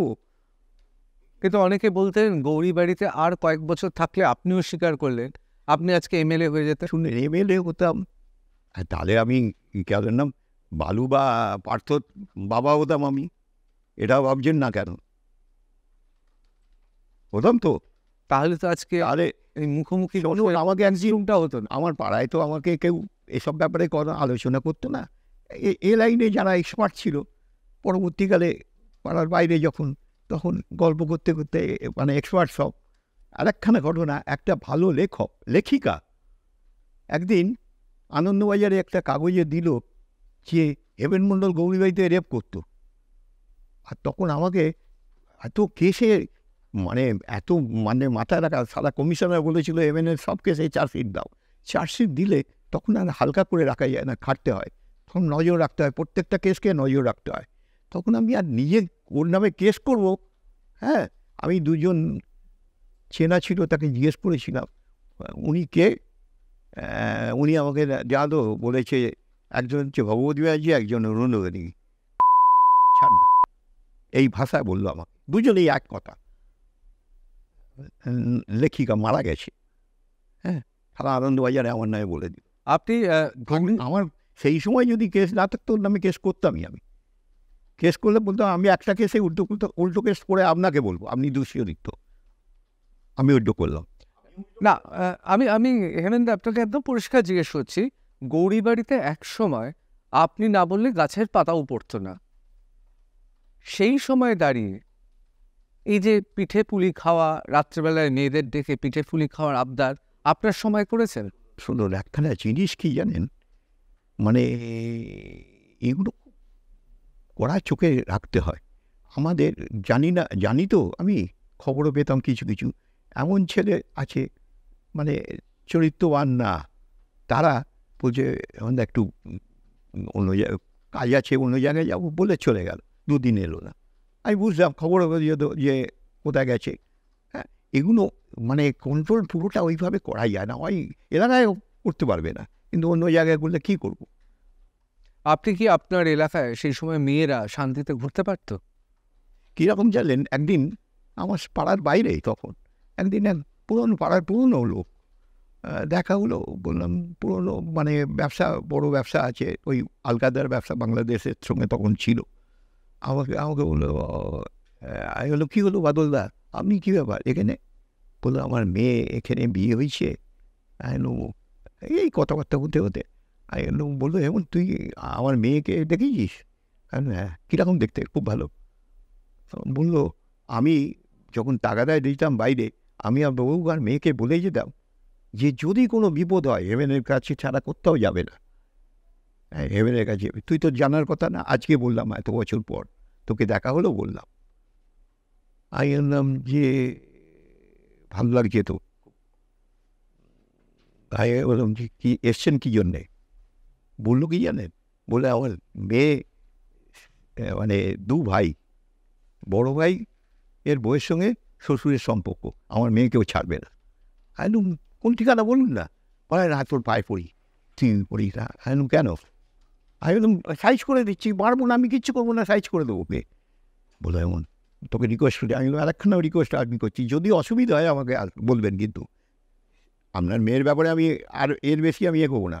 কিন্তু আপনার যদি ওই মেয়েকে নিয়ে সমস্যা তৈরি হয় শ্বশুরের দিয়ে, আমাকে কিন্তু বলবেন, আমি ঠিক করে দেবো। কিন্তু হেমেন্দা, মস্তানের তো একটা না একটা প্রেম হওয়া উচিত, তার এই শৌর্য বীর্য দেখে। শুনুন, একখানা জিনিস কি, আমার মা, আমরা 3 ভাই, আমি ছোট। আমার মা বলেছে যে হেভেন যদি বিয়ে করে আমি সম্বন্ধ করে দেবো না। দু ভাইকে দাদাকে সম্বন্ধ করে বিয়ে দিয়েছে। হেভেনের বিয়েকে আমি সম্বন্ধ করে দেবো, হেভেন ভালোবেসে বিয়ে করবে। কারণ না হলে পরে বলবে আপনার জন্যই আমার কষ্ট হচ্ছে। তো জেনে শুনে বিয়ে করো, তাহলে আর কান্নাকাটি নেই, বা বলতে পারবে না। তাহলে বউয়ের সঙ্গে কি প্রেমের সম্পর্ক ছিল? হ্যাঁ। কিভাবে শুরু হলো? শুধু একখানা জিনিস কি, যে আমার কাছে আসছে সে তো জেনে পুজে আসছে, এবার তারও মানসিকতা সেইভাবেই। কেননা যেমন দেখবেন ছেলেপুলে বড় হলে, এই ছেলেপুলে বাচ্চা দেখবেন খেলনা রেখে দেবেন, সারা রিভলভার তুলবে আগে। কেন? আমি পুলিশকে বলতাম যে আরে দাদা, আপনারা বড় বড় কথা বলছেন, ডাকাতদের দেখবেন, ডাকাতকে গুলি করলে দুঃখ পায়, আর ডাকাত যখন গুলি করতে না পুলিশকে তখন ওরা হাততালি মারে সবাই। হ্যাঁ, সেই জন্যে ওটা বলবেন না। হয় কি, এক একজনের অ্যাম্বিশন থাকে যে হিরো, এই আর ও তা বৌদির সঙ্গে দেখা হলো কিভাবে? পয়সার জন্য পাড়ারই মেয়ে তো, তাও সাবধানে, মানে পুলিশও আপন এগেনস্ট পার্টিরও, সেই সাবধানে চলতে হয়, সেই সাবধানে চলতাম আমি সিনেমা খুব রেস্ট্রিক্টেড, আমি যেতাম না, খুব সাবধানে থাকতাম আমি। তাহলে বৌদির সঙ্গে দেখা হতো কি করে? ও ফোনে কথা বলে, তখন এমনি ল্যান্ড ফোন। তারপর বৌদি না, এবার আমার মা না, আমি এই জানি না, মা পরে আমার ওয়াইফ বলছে আমার তোমার মা আমাকে একদিন বলছে হেমেনের সঙ্গে যাবে। হেমেন কোথায় যাবে, কি যাবে, কখন যাবে, কোনো প্রশ্ন করবে না, আর কোথা দিয়ে যাবে সেটাও বলবে না কাউকে। হেমেন যেভাবে যাবে সেটাই মানবে, যে ওকে নিয়ে ওই দিক দিয়ে যাবো না, আমি ওদিক দিয়ে যাবো কেন। কোন মা আমাকে নিশ্চয়ই ওয়াচ করেছে যে হেমেন কোথায় বুঝতে পারে সবসময় যে কোথা দিয়ে যাওয়া উচিত, রাত্রিবেলা কোথা দিয়ে যাব, কার কাছে যাব না। হ্যাঁ, বললো কখনো ওকে প্রেশার পড়বে না। হ্যাঁ, পরে অনেক পরে বলেছে, মা মারা যাবার পরে মনে হয় বলেছে, বলছে বাবা বলেছে আমি খেলা অশিক্ষিত মেয়ে হলে কি মায়েরা সব জানতো, বোঝে, ছেলে আমার তো মানে এর তো বিপদ আছে অনেক, কিন্তু কিভাবে মানে ওর মুভমেন্টটা নিশ্চয়ই কোনো রকম করেছে যে যেভাবে বলে সেভাবেই চলা উচিত। আপনি বললেন যে কিছুই লোকানোর নেই, এবং পাশাপাশি এটাও বললেন যে আপনার বিরুদ্ধেও ধর্ষণের অভিযোগ উঠেছিল। তো আজও আমরা দেখতে পাচ্ছি সন্দেশখালীতে কি হচ্ছে। ইতিহাস বলে 84 সালে নাকি আপনার বিরুদ্ধে মহিলাদের একটা আন্দোলন হয়েছিল। তাই কি আমি বলতে পারি যে আজকের 2024-এর সন্দেশখালী 1984-র গৌরী বাড়ি? শুনুন, একখানা জিনিস কি, প্রথম হচ্ছে ক্যারেক্টারটা আগে জানবেন যে তার ক্যারেক্টার কি। আমি প্রথম থেকে কেউ আমার নামে বলতে পারবে না সিপিএমও, হ্যাঁ, বলবে না হেভেন মদ খায় বা মেয়েঘড়ি তো নোংরামি আছে, ছিনতাই ডাকাতি করেছে বা তোলা তুলেছে, মানে বাড়ি বিক্রি হয়ে টাকা তোলা। হ্যাঁ, আমাদের এখানে মানে বাড়ি বিক্রি হয়ে টাকা খেয়েছি এরকম ইন্টারভিউয়ে ফোন কলে এসছে, বলে আপনি তো গরিব বাড়িতে সব বাড়ি বিক্রি হলেই টাকা নিতে। আমি বললাম ঠিক আছে, ভালো জিনিস। আমি একটা কথাই উড়িয়ে, নেতারা বলে কি ওসব মিথ্যে কথা, আমি মিথ্যে কথা না, আমি বললাম যে কোন বাড়ির ঠিকানাটা বলুন তো, আর কিছু প্রশ্ন করলাম, দেখলাম চুপ ওদিক থেকে। মানে হয় কি, আমাকে তো ঠিকানা বললেই তো আমি ছাড়বো না, কে আছে বাড়িতে কে বন্ধ, তো তখন তো আমার এতে এসেই যাবে যে কোন বাড়িটার কথা বলছে, আমি তার বাড়িতে কে কে আছে, ও যে মিথ্যে কথা বলছে সেটা ধরা পড়ে যাবে, ও আর কোনো সাউন্ড দেবে না। এই যে আমি গৌরীবাড়িতে যখন পুলিশ রেড হতো প্রথমের দিকে, হ্যাঁ, বাড়ির হয়তো 11টা 12টার সময় বাড়ির পুলিশ ছিল না, থাকে না, ভদ্রমহিলা বাথরুমে আছে, আমি ঢুকে গেছি, তখন ভদ্রমহিলা বেরিয়ে বলছে তখন তুমি পিছন ঘরে চলে যাও। হ্যাঁ, আমি সামনে দরজায় গার্ড করছি বলে দরজার সামনে এসে দাঁড়াতে, ভিজে কাপড়ে। মানে এগুলো আমার পরবর্তীকালে শোনা এইরকম, যে কী কারণটা কি, এইরকম একটা না অনেকবার ঘটনা ঘটেছে। এইবার আমাকে নিরুমম সময় ঠিক এই প্রশ্নটা করেছে, গৌরীবাড়িতে এত মহিলা বেরোচ্ছে কেন। আমি বৌরিবাড়ি, হ্যাঁ, বস্তি এলাকা না, দু একটা বস্তি এলাকা আছে, স্পট আছে। বৌরিবাড়ি মধ্যবিত্ত এবং উচ্চ মধ্যবিত্ত বউয়েরা কোনো দিন এমন আমি ঘটায়নি বা আমার ছেলেরা কোনো এইরকম মহিলা ঘটনা ঘটায়নি যার জন্যে ঘোমটা দিয়ে বেরোবে। বললো তাহলে কেন বেরোচ্ছে, আমি ওরা একটা স্লোগান দিচ্ছে সেটা আর শুনতে পাচ্ছি না, যে বেরোবে না সেই হেভেনের সাপোর্টার। আর আমার তো ক্ষমতা নেই, তুমি তো এটা তো এর তো ক্ষমতা আছে, আমার তো তখন মানে সিপিএমের রাজত্ব চলছে, 6.5 বছর হয়ে গেছে, আমাকে কত রকম হাতে বেলার চেষ্টা করছে, মারার চেষ্টা। তাহলে আপনি বলছেন সেই সময় মহিলাদের প্রকাশ্যে বার করে আপনাকে ঘিরে নেওয়া হচ্ছিল, এটা একটা ষড়যন্ত্রের অঙ্গ? না না, আমাকে ঘিরে না, ওরা দেখাতে চাইছে মেয়েরা এত বেরোচ্ছে হেভেনের এগেস্টে।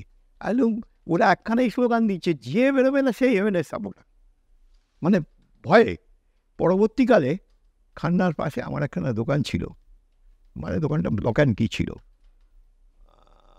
আমি খুলতে যাব, ঝামেলা করছে মানে ওই বিল্ডিংটা ছিল হচ্ছে সঞ্চয়িনী ভূদেব সেন তার 1 নম্বর হচ্ছে সুদীপ্ত সেন, এটা 2 নম্বর সুদীপ্ত সেন। ওর মালিক ছিল ওর বাবা মারা যাওয়ার পর সুদীপ্ত সেন 1 নম্বর। হ্যাঁ, ওর বাবাই তখন ছিল। ওদের শান্তি কমিটি বলেছে ও টাকা দেবো, হ্যাঁ, এবারে ঘরটা খালি কর। আর আমার অফিসিয়ালি টেনেড, এবং তার জন্যে সিটি কোর্টে পার্মানেন্ট ইঞ্জেকশন আছে, সেগুলো শামপুকুর থানা এবং ডিসি নটকে সব রেগুলার সাপ্লাই করা আছে। যত অর্ডার পেয়েছিস পার্মানেন্ট ইঞ্জেকশন পর্যন্ত দেওয়া আছে।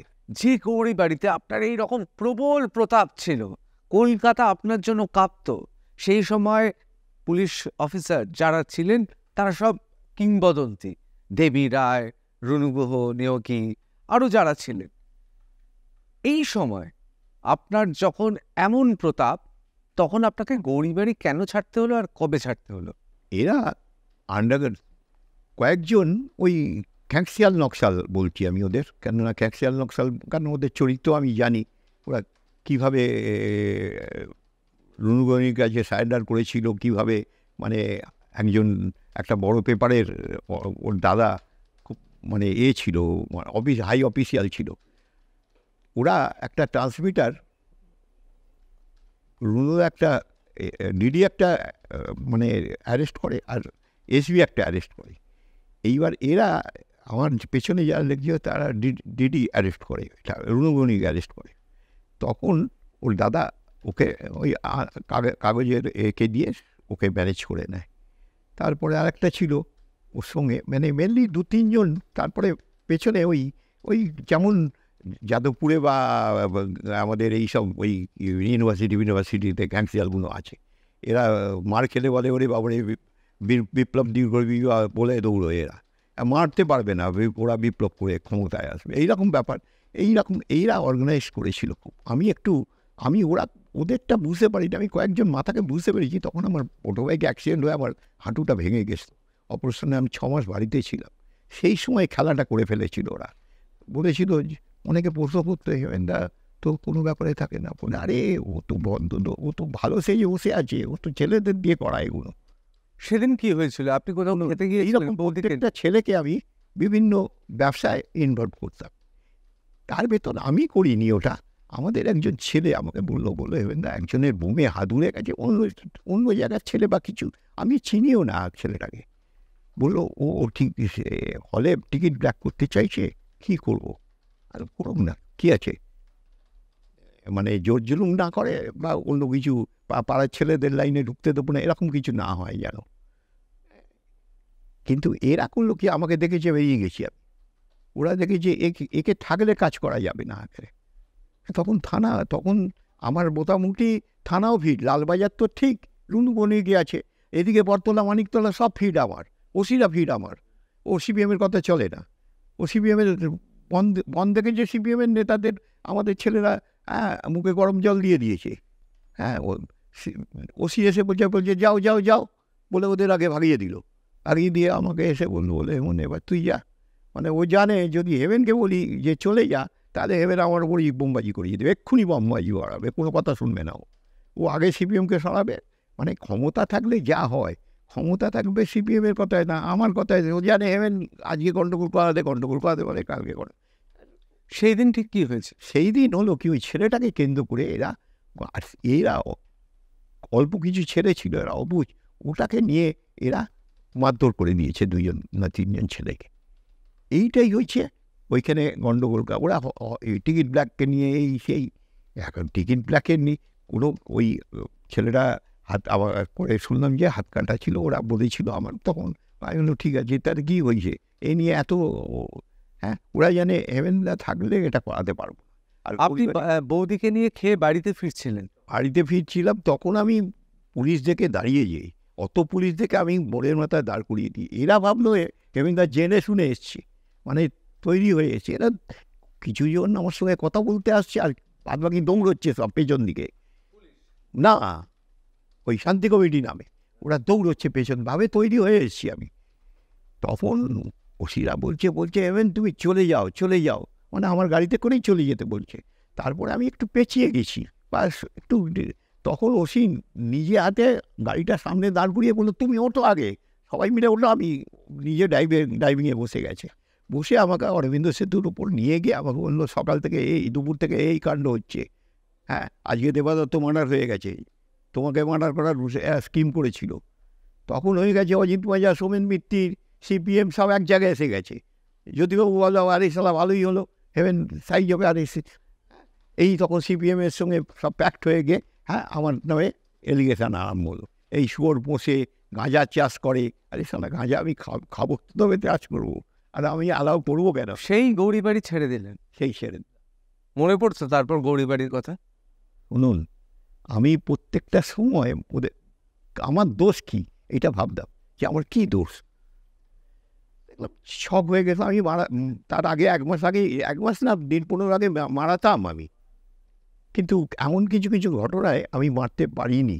নাহলে আমার ইচ্ছে ছিল যে গোটা 10 ছেলেকে বাঁশের ডান্ডা দিয়ে পা হাত পা ভাঙিয়ে দেবো, দিয়ে থানায় এসে হ্যাঁ মানে ওদের হসপিটালে নিয়ে যাবে। হ্যাঁ পরের দিন আমাদের বলবে যে দুটো কমপ্লেন আছে, দুজনকে সারেন্ডার করে দেয়, সারেন্ডার করিয়ে রোদাকে বলবো, রোদা কী করি, লোকাল থানাকে দিয়ে দিচ্ছি আমি 2জনকে।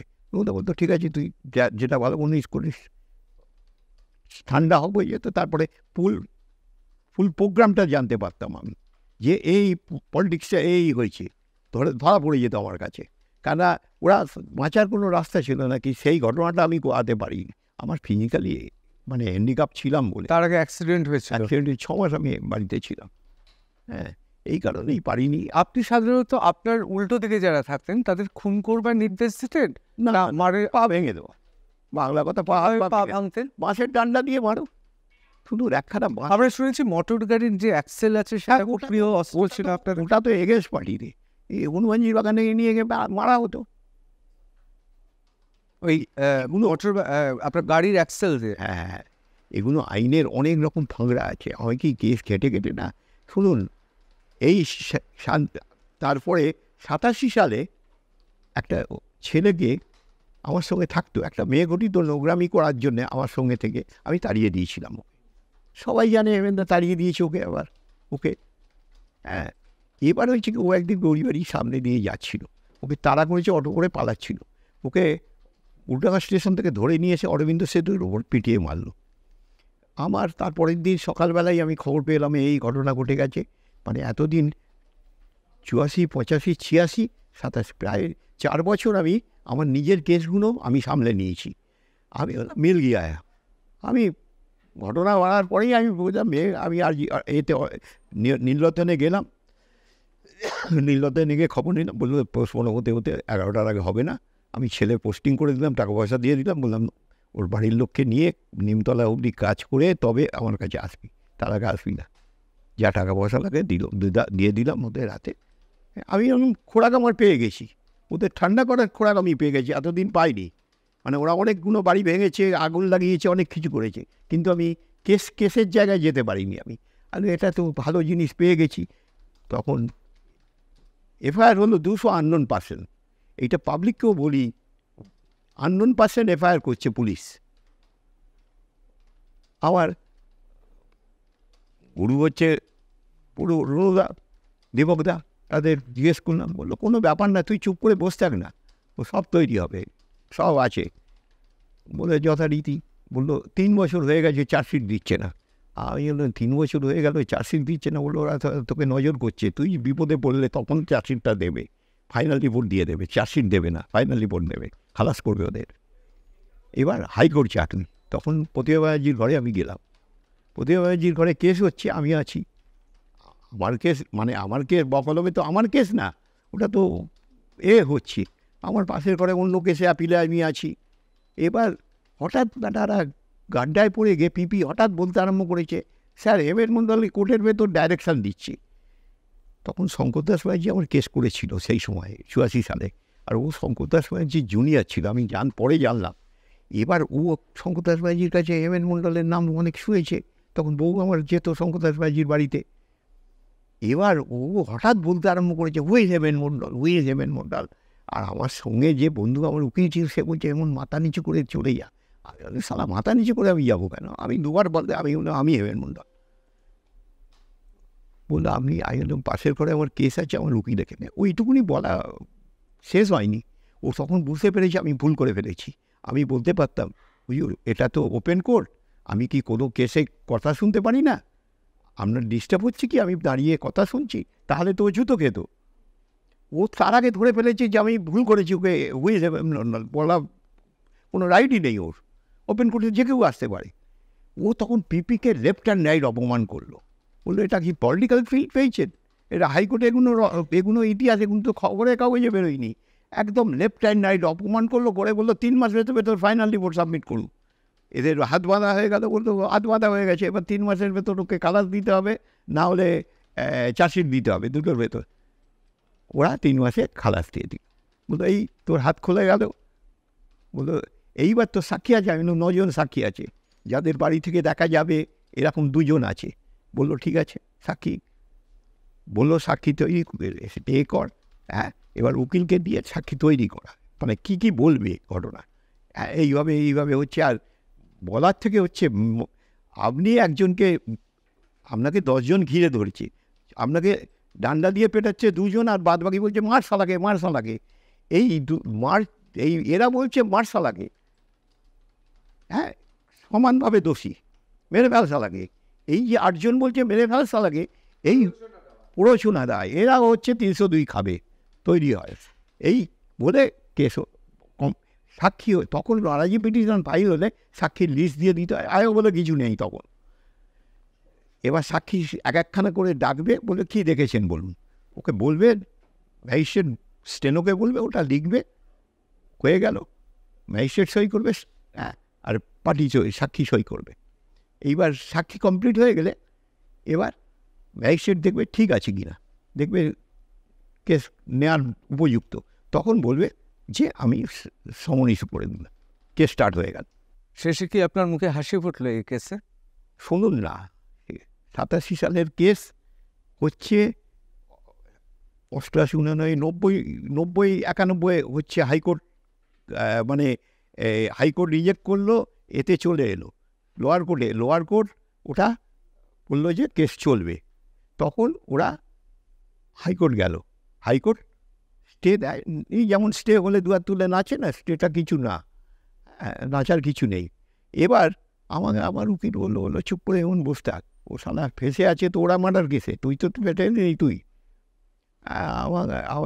গেল যে বললো সব সাক্ষী ফাক্ষী যেন কন্ট্রোলে থাকে তোর। এবার আরও 3 বছর যাওয়ার পর হঠাৎ কেস উঠতে হাইকোর্টে কেস উঠেছে।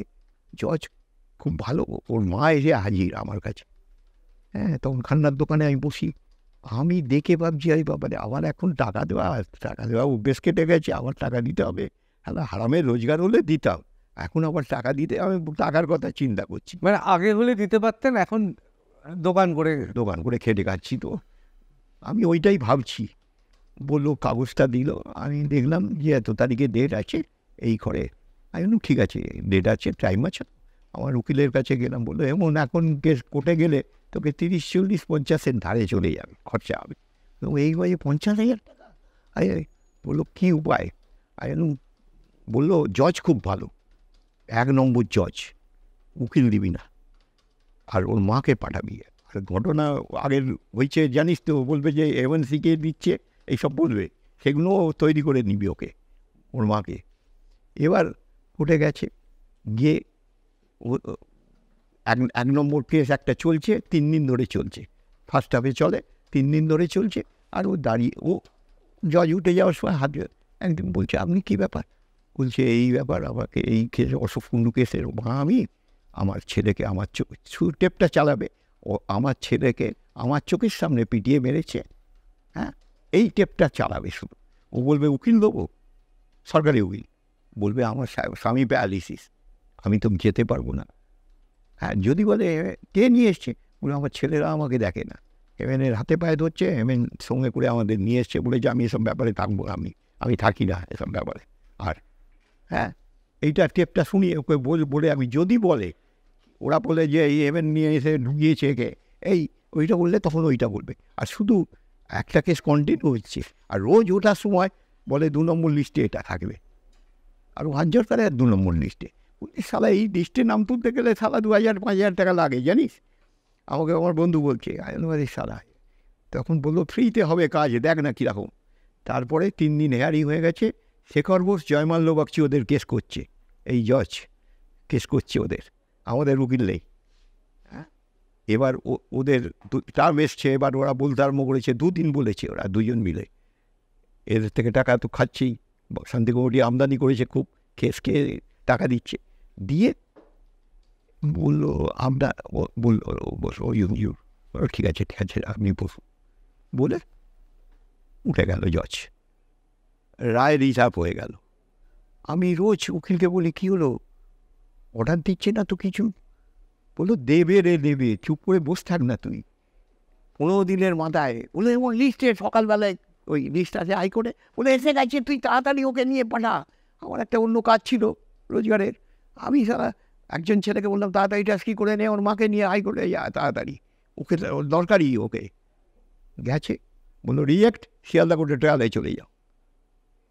শিয়ালদা কোর্টে ট্রায়ালে পাঠিয়ে দিল। এখন 2024 কেস চলছে।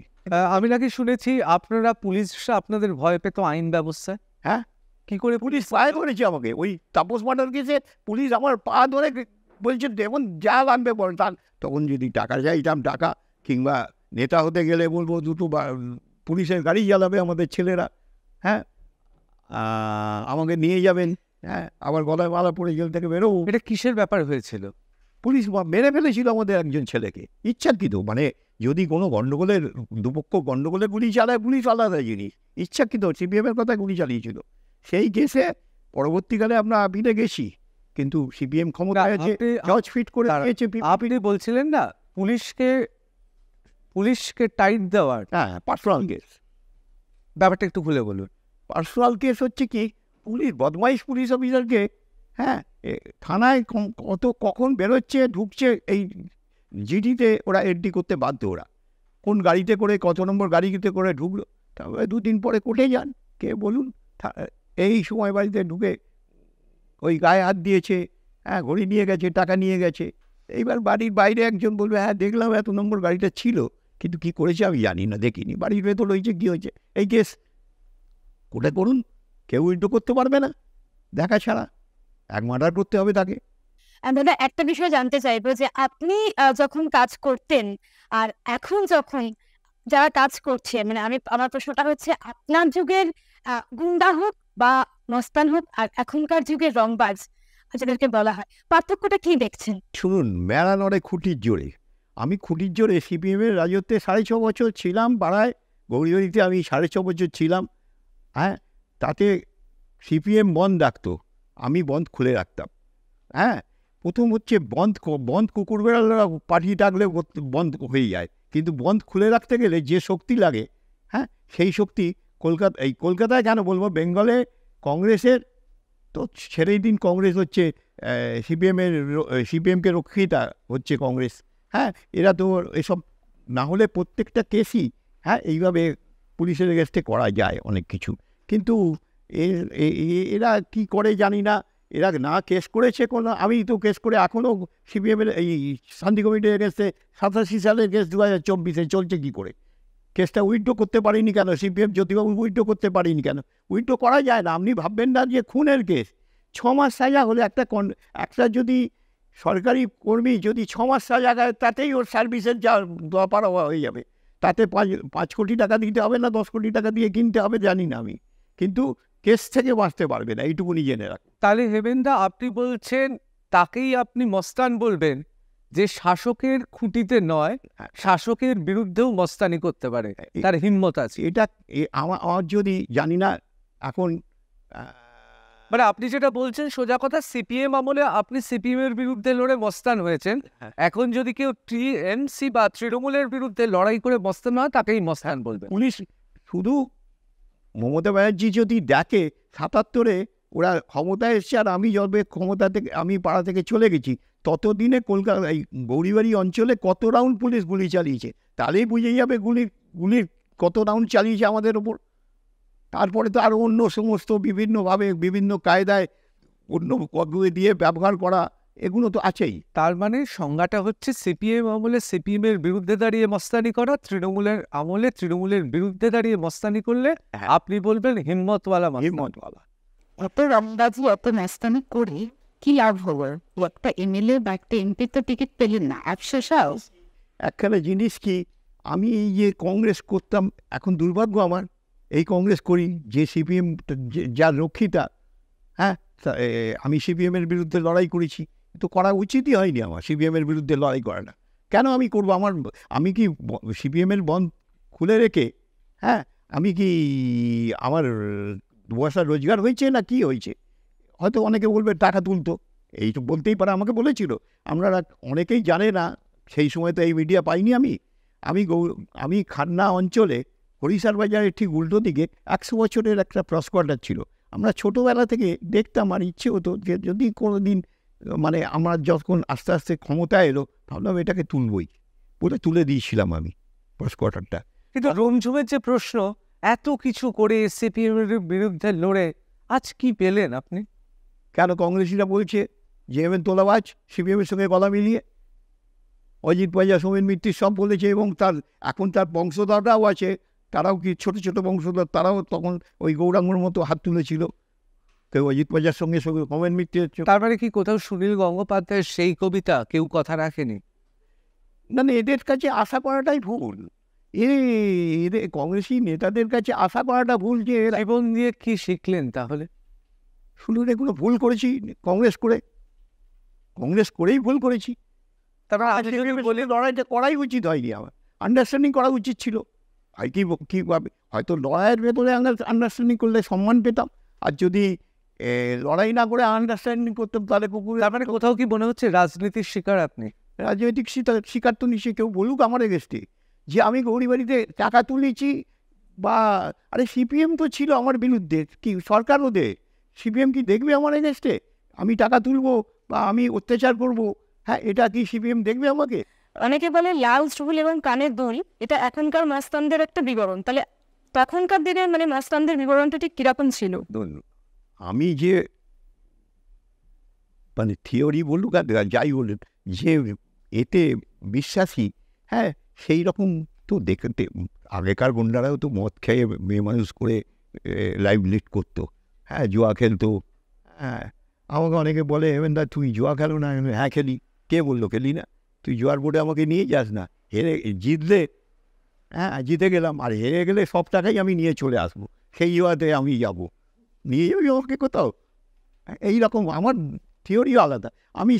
আমি সিঙ্গাপুর বেড়াতে যাচ্ছি, আমার বলছে বন্ধু তুই তো মদ খাও না, তো ফ্রি মদ দেখো প্লেনে, আনু তাহলে কি নিয়ে, বোতল নিয়ে যেতে হবে?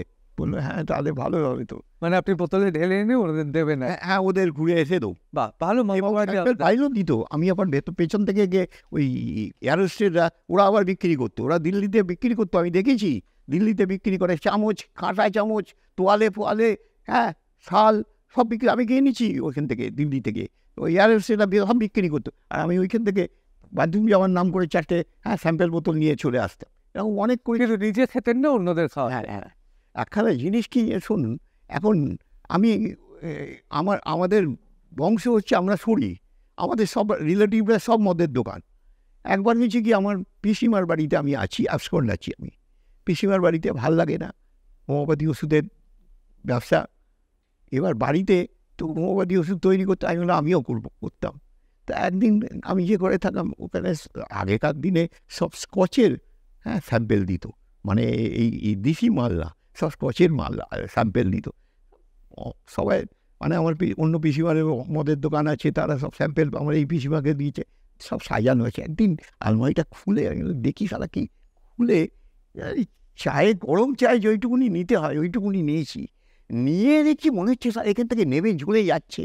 আমি সারা কি মিশিয়ে খেয়ে নিলাম নাকি, আমি ভাবছি এইবার ডাকতে হবে কাউকে, সারা ডাকলেই তো ভাববে সারা মদ খাচ্ছিল। তারপরে খানিকক্ষণ পর দেখলাম না আস্তে আস্তে ঠান্ডা হয়ে গেল। কেন দেখুন, তুমি রওয়াল খেয়ে নিয়েছো বলে।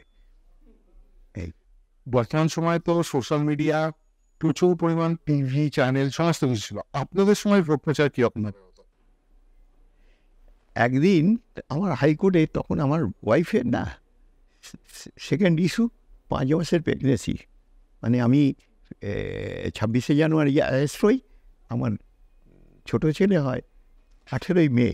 কোনো একটা বাংলা কাগজের রিপোর্টারকে বলছি আপনারা এইসব ওর নামে লিখছেন, এগুলো ঠিক বলে কাগজ বিক্রি বেড়ে গেছে। এই যদি হয় তখনকার বাজারে কাগজ বিক্রি হয়ে গেছে, সেই রিপোর্টারের বক্তব্য আমার বউ বলছে আমি বলিস বলে কাগজ বিক্রি বেড়ে গেছে। এই আপনার তো কাগজে তখন প্রায় নাম উঠতো, কাগজগুলো পড়তেন কি লিখেছে? হ্যাঁ, কোনো আমার তো সেন্ট্রাল লাকবের কোনো অসুবিধে ছিল না। সেন্ট্রাল লাকবে খাওয়া দাওয়া সেন্ট্রাল লাকবের নিয়ম মানে ছিল। কাগজে আপনার সম্পর্কে, আপনার বিরুদ্ধে যখন সাংবাদিকরা লিখতো আনন্দ পেতেন? বিরুদ্ধে লিখলে আমি বলুন যে সালা পাগলা হয়ে গেছে, এরা লিখছে কি বলবো। আর তখন কাউকে বলার ছিল না যে আমি বলবো কিছু। কিন্তু ভালো লাগতো না আপনাকে নিয়ে লেখা বেরোচ্ছে? আমার বিরুদ্ধে লিখছে তো যেগুলো না, যেগুলো শুনুন, ওরা যদি স্পেসিফিক বলে যে এইটা ওইটা তাহলে হয়। ওরা আমার বিরুদ্ধে বলতে পারবে না, হয়তো ছেলেদের বিরুদ্ধে হয়তো খারাপ ব্যবহার করেছে বা কিছু গায়ে হাত দিয়ে দিয়েছে, এরকম গল্প। তখন থেকে কি সাংবাদিকদের ওপর রাগ?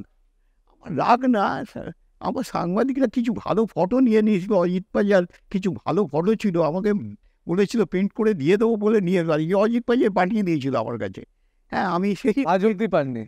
না আর মানে ওর দর্শনই পাইনি। হ্যাঁ, এইরকম রাজনীতির এবার খুব একদম র্যাপিড ফায়ারের মতো প্রশ্ন করছি। আপনার সময় হাজি মাস্তান, দাউদ ইব্রাহিম তারা কলকাতায় আসছো, কখনো দেখা হয়েছিল? না, দেখুন, শুনেছি হাজি মাস্টারের সঙ্গে ওমরের সঙ্গে সম্পর্ক ভালো ছিল। আমার সঙ্গে ওমরের ভালো সম্পর্ক ছিল। আপনার সঙ্গে তাহলে দাউদ বা হাজি মাস্তান এদের দেখা হয় না? শুনুন, আমরা হলাম মরবো এখানে, জন্মেছি এখানে, মরবো এখানে। এই জন্যে আমরা ওসব ভাবনা চিন্তায় ভেতরেই থাকতো না আমাদের। শুনুন না, এই ঘটনাটা মনে করলে এইবার হলো কি, যদি এইবার হলো কি, ওমরকে পাঠিয়েছে ওইখানে ঝামেলা করাতে। ওই আমার কাছে এসছে তখনই ওমর, এই অজিত শাহ, বুঝলে, ওমরকে দিয়ে সোমেন মিত্তির উৎপাত করাচ্ছে। আমি সোমেন মিত্তিরকে চাকরি দেবো না, ও চাইছে ওর হাত দিয়ে সব চাকরি করে ছাড়তে হবে।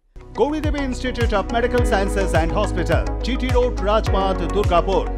Best place to study. For contact us, call 7797662222, 9775696237. তাহলে এই সময়টা আর সেই সময়টার পার্থক্য কি অনেক আছে? সেই সময় ধরুন ওয়াগন ব্রেকিং ছিল, সোনার বিস্কিট ছিল, সেই সময় আমরা জানি বিভিন্ন জায়গায় বিভিন্ন ধরনের ডাকাতির ঘটনা ছিল, যেগুলো আমাদের কলকাতা শহরে কখনো হয়নি। আর আজকে তো গরু, কয়লা, এগুলো থেকেই তো টাকা। বর্ডারে কাজ আজকে থেকে না। নিয়ম হচ্ছে, আলুর দাম বেড়েছে বাংলাদেশে, এদিক থেকে আলু যেতে আরম্ভ করলো। গুড়ের দাম কমেছে, গুড় ওদিক থেকে আসতে আরম্ভ করলো। এটা হচ্ছে বর্ডারের একটা ব্যবসা, আমি তখন কি আপনারা সোনার বিস্কিট আনতেন? দেখুন, সোনার বিস্কিট আমার কাছে এসছিল, আমি আনবো কেন? সোনার বিস্কিট আমার কাছে এসছিল। হ্যাঁ, এটা হয় কি জানেন, আমার কাছে হিরোইনও এসছিল, কিন্তু আমাকে রুদা বলতে হবেন এসব ব্যাপারে জড়াস না তুই, কেননা দেখ তোর পেছন ও আসে তো কাস্টমস, ওর পেছন আসবে ইনফরমেশন দিয়ে, আর তোকে হয়তো তোকে কিছু করতে পারবে না, কিন্তু মার্কিং হয়ে যাবি তো তুই, কেন এসব ব্যাপারে। মানে আপনি সেই জন্য ড্রাগসের বিজনেস কখনো করেননি? না, কোনো এই ধরনের 2 নম্বরই ব্যাপারে জড়িত থাকতাম না আমি। আমার শেষ প্রশ্ন, আপনার নাকি বাড়ির কাকাতুয়া, যেটা আপনি সিঙ্গাপুর থেকে নিয়ে আসছিলেন, সেটাই নাকি পরবর্তীকালে আলিপুরদুয়ারতে ছিল? আলিপুরদুয়ারতে।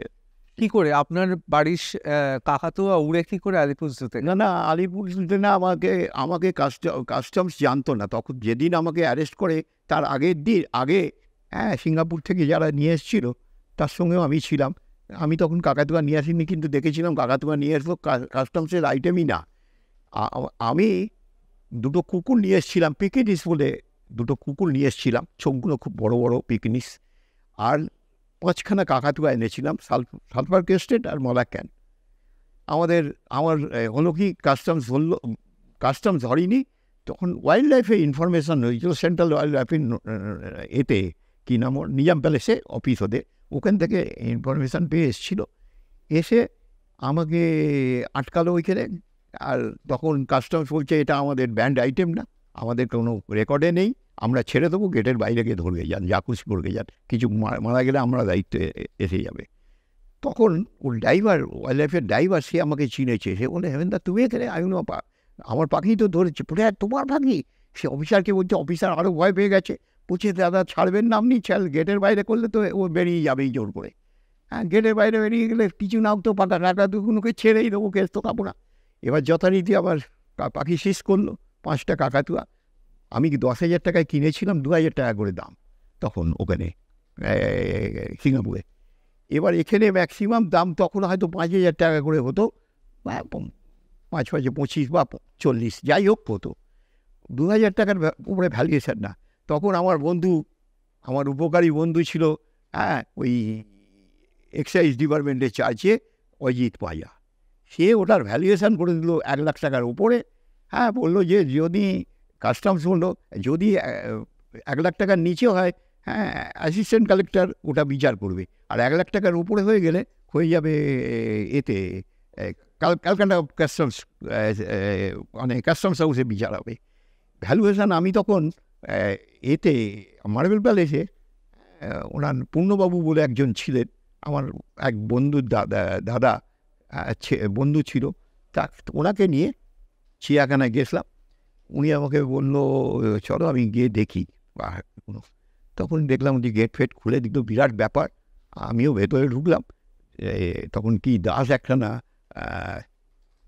এতে ছিল, কি নাম ওর, আমাদের চিড়িয়াখানার হেড ছিল, সে ওকে দেখে তো খুব নিয়ে পাখিটাতে বললো এই পাখিটা দেখবো। আমি দেখলো, দেখে দুজন মিলে গল্প করে চলে এলো। এসে বললো এমন আমাদের কিছু করার নেই, কারণ বললো আমরা সরকারি লোক, ওরা দিয়েছে ওই এতে আলিপুর থেকে, হেড অফিস থেকে, ওখানে জুলজিক্যাল ডিপার্টমেন্ট আছে, ওইখান থেকে কাউকে ইনফ্লুয়েন্স করিয়ে অজিত পাজা করিয়ে দিয়েছে এটা। হ্যাঁ, ভ্যালুয়েশন করিয়ে বলেছে 1 লাখ টাকা করে একটার দাম। সালভার ক্রেস্টেড বারমোলা ক্যানের দাম অত এখনও না, হ্যাঁ, কিন্তু করে দিয়েছে ওরা। এইভাবে করে আমাকে লটকালো, তারপরে ফাইন হয়েছিল। একদম যা ফাইন দিয়ে ছাড়, আলিপুরে আমার ফটো সবই আছে। হ্যাঁ, ফাইন দিয়ে আমি মানে উপকারী বন্ধু তো। এবার পরবর্তীকালে আমি উপকার করেছি, সেলিম দাঁড়িয়েছে, ওনাকে তো জ্যোতিবাবু ওকে এমপি করতো, আর সেলিম যখন দাঁড়িয়েছে তখন আমাকে একখানে ইন্টারভিউ নিতে, উনি তো এখন এই রামকৃষ্ণ করছে, রামকৃষ্ণ বেছে নেই বলে ভাগ্য ভালো, নাহলে রামকৃষ্ণ গলায় ধরে দিয়ে মরাই যেত ওনাকে, ওনার আমার চরিত্র করতে দেখলে। তার মানে আপনার রাগটা বরাবরই রয়ে গেছে রাজনীতিবিদ, সাংবাদিক এবং পুলিশের ওপর, যদিও আপনি মনে করেন এদের মধ্যেও ব্যতিক্রমী কেউ আছে। অসংখ্য ধন্যবাদ হেমেন্দা, আপনার সঙ্গে এতক্ষণ কথা বললাম, অনেক কিছু জানলাম, এবং সবশেষে একটাই কথা বলবো আমাদের দর্শকদের জন্য, যারা এই অনুষ্ঠান দেখছে, যারা আজকে ছোট, তারা কোন পথে যাক, কোনটা আপনি চান? দেখুন, একখানা জিনিস কি, কজন ছেলে মেয়ে, হ্যাঁ, তোলা তুলে খেতে চায় বা গন্ডামি মস্তানি করে খেতে চায়, এই চাকরি বাকরি পাচ্ছে না, এরা যদি কোনো খারাপ কাজে যুক্ত হয়ে যায়, তাই তো সমাজের দোষ, সরকারের দোষ, এটা তো মানে ছেলেদের দোষ না। এক ইয়াং ছেলে, এই হাজার ইয়াং ছেলে বেকার হয়ে গেলে কি করবে? আমার মনে হয় সরকারের চিন্তা ভাবনা করা উচিত, কেননা এটা বেশি দিন চলতে পারে না, এটাই বলবো, এটা বেশি দিন চলে না এইসব জিনিস। হেমেন্দা অনেক গূঢ় তত্ত্ব, গভীর কথা, গভীর দার্শনিকতা অত্যন্ত সহজ সরলভাবে বললেন। সত্যি, যাদের আমরা সমাজ বিরোধী বলে তকমা দিই, আসলে কেন তারা সমাজ বিরোধী? নাকি এই সমাজ, এই সিস্টেম তৈরি করে সমাজ বিরোধীদের? আমরাই দায়ী, এই গোটা সমাজ দায়ী তাদের এই করুণ পরিণতির জন্য। হেমেন্দা, আপনার কাছ থেকে অনেক কিছু জানলাম, অনেক কিছু শিখলাম, অনেক কিছু বুঝলাম, অনুধাবন করলাম। আপাতত আর প্লাস নিউজ রুম এখানেই শেষ।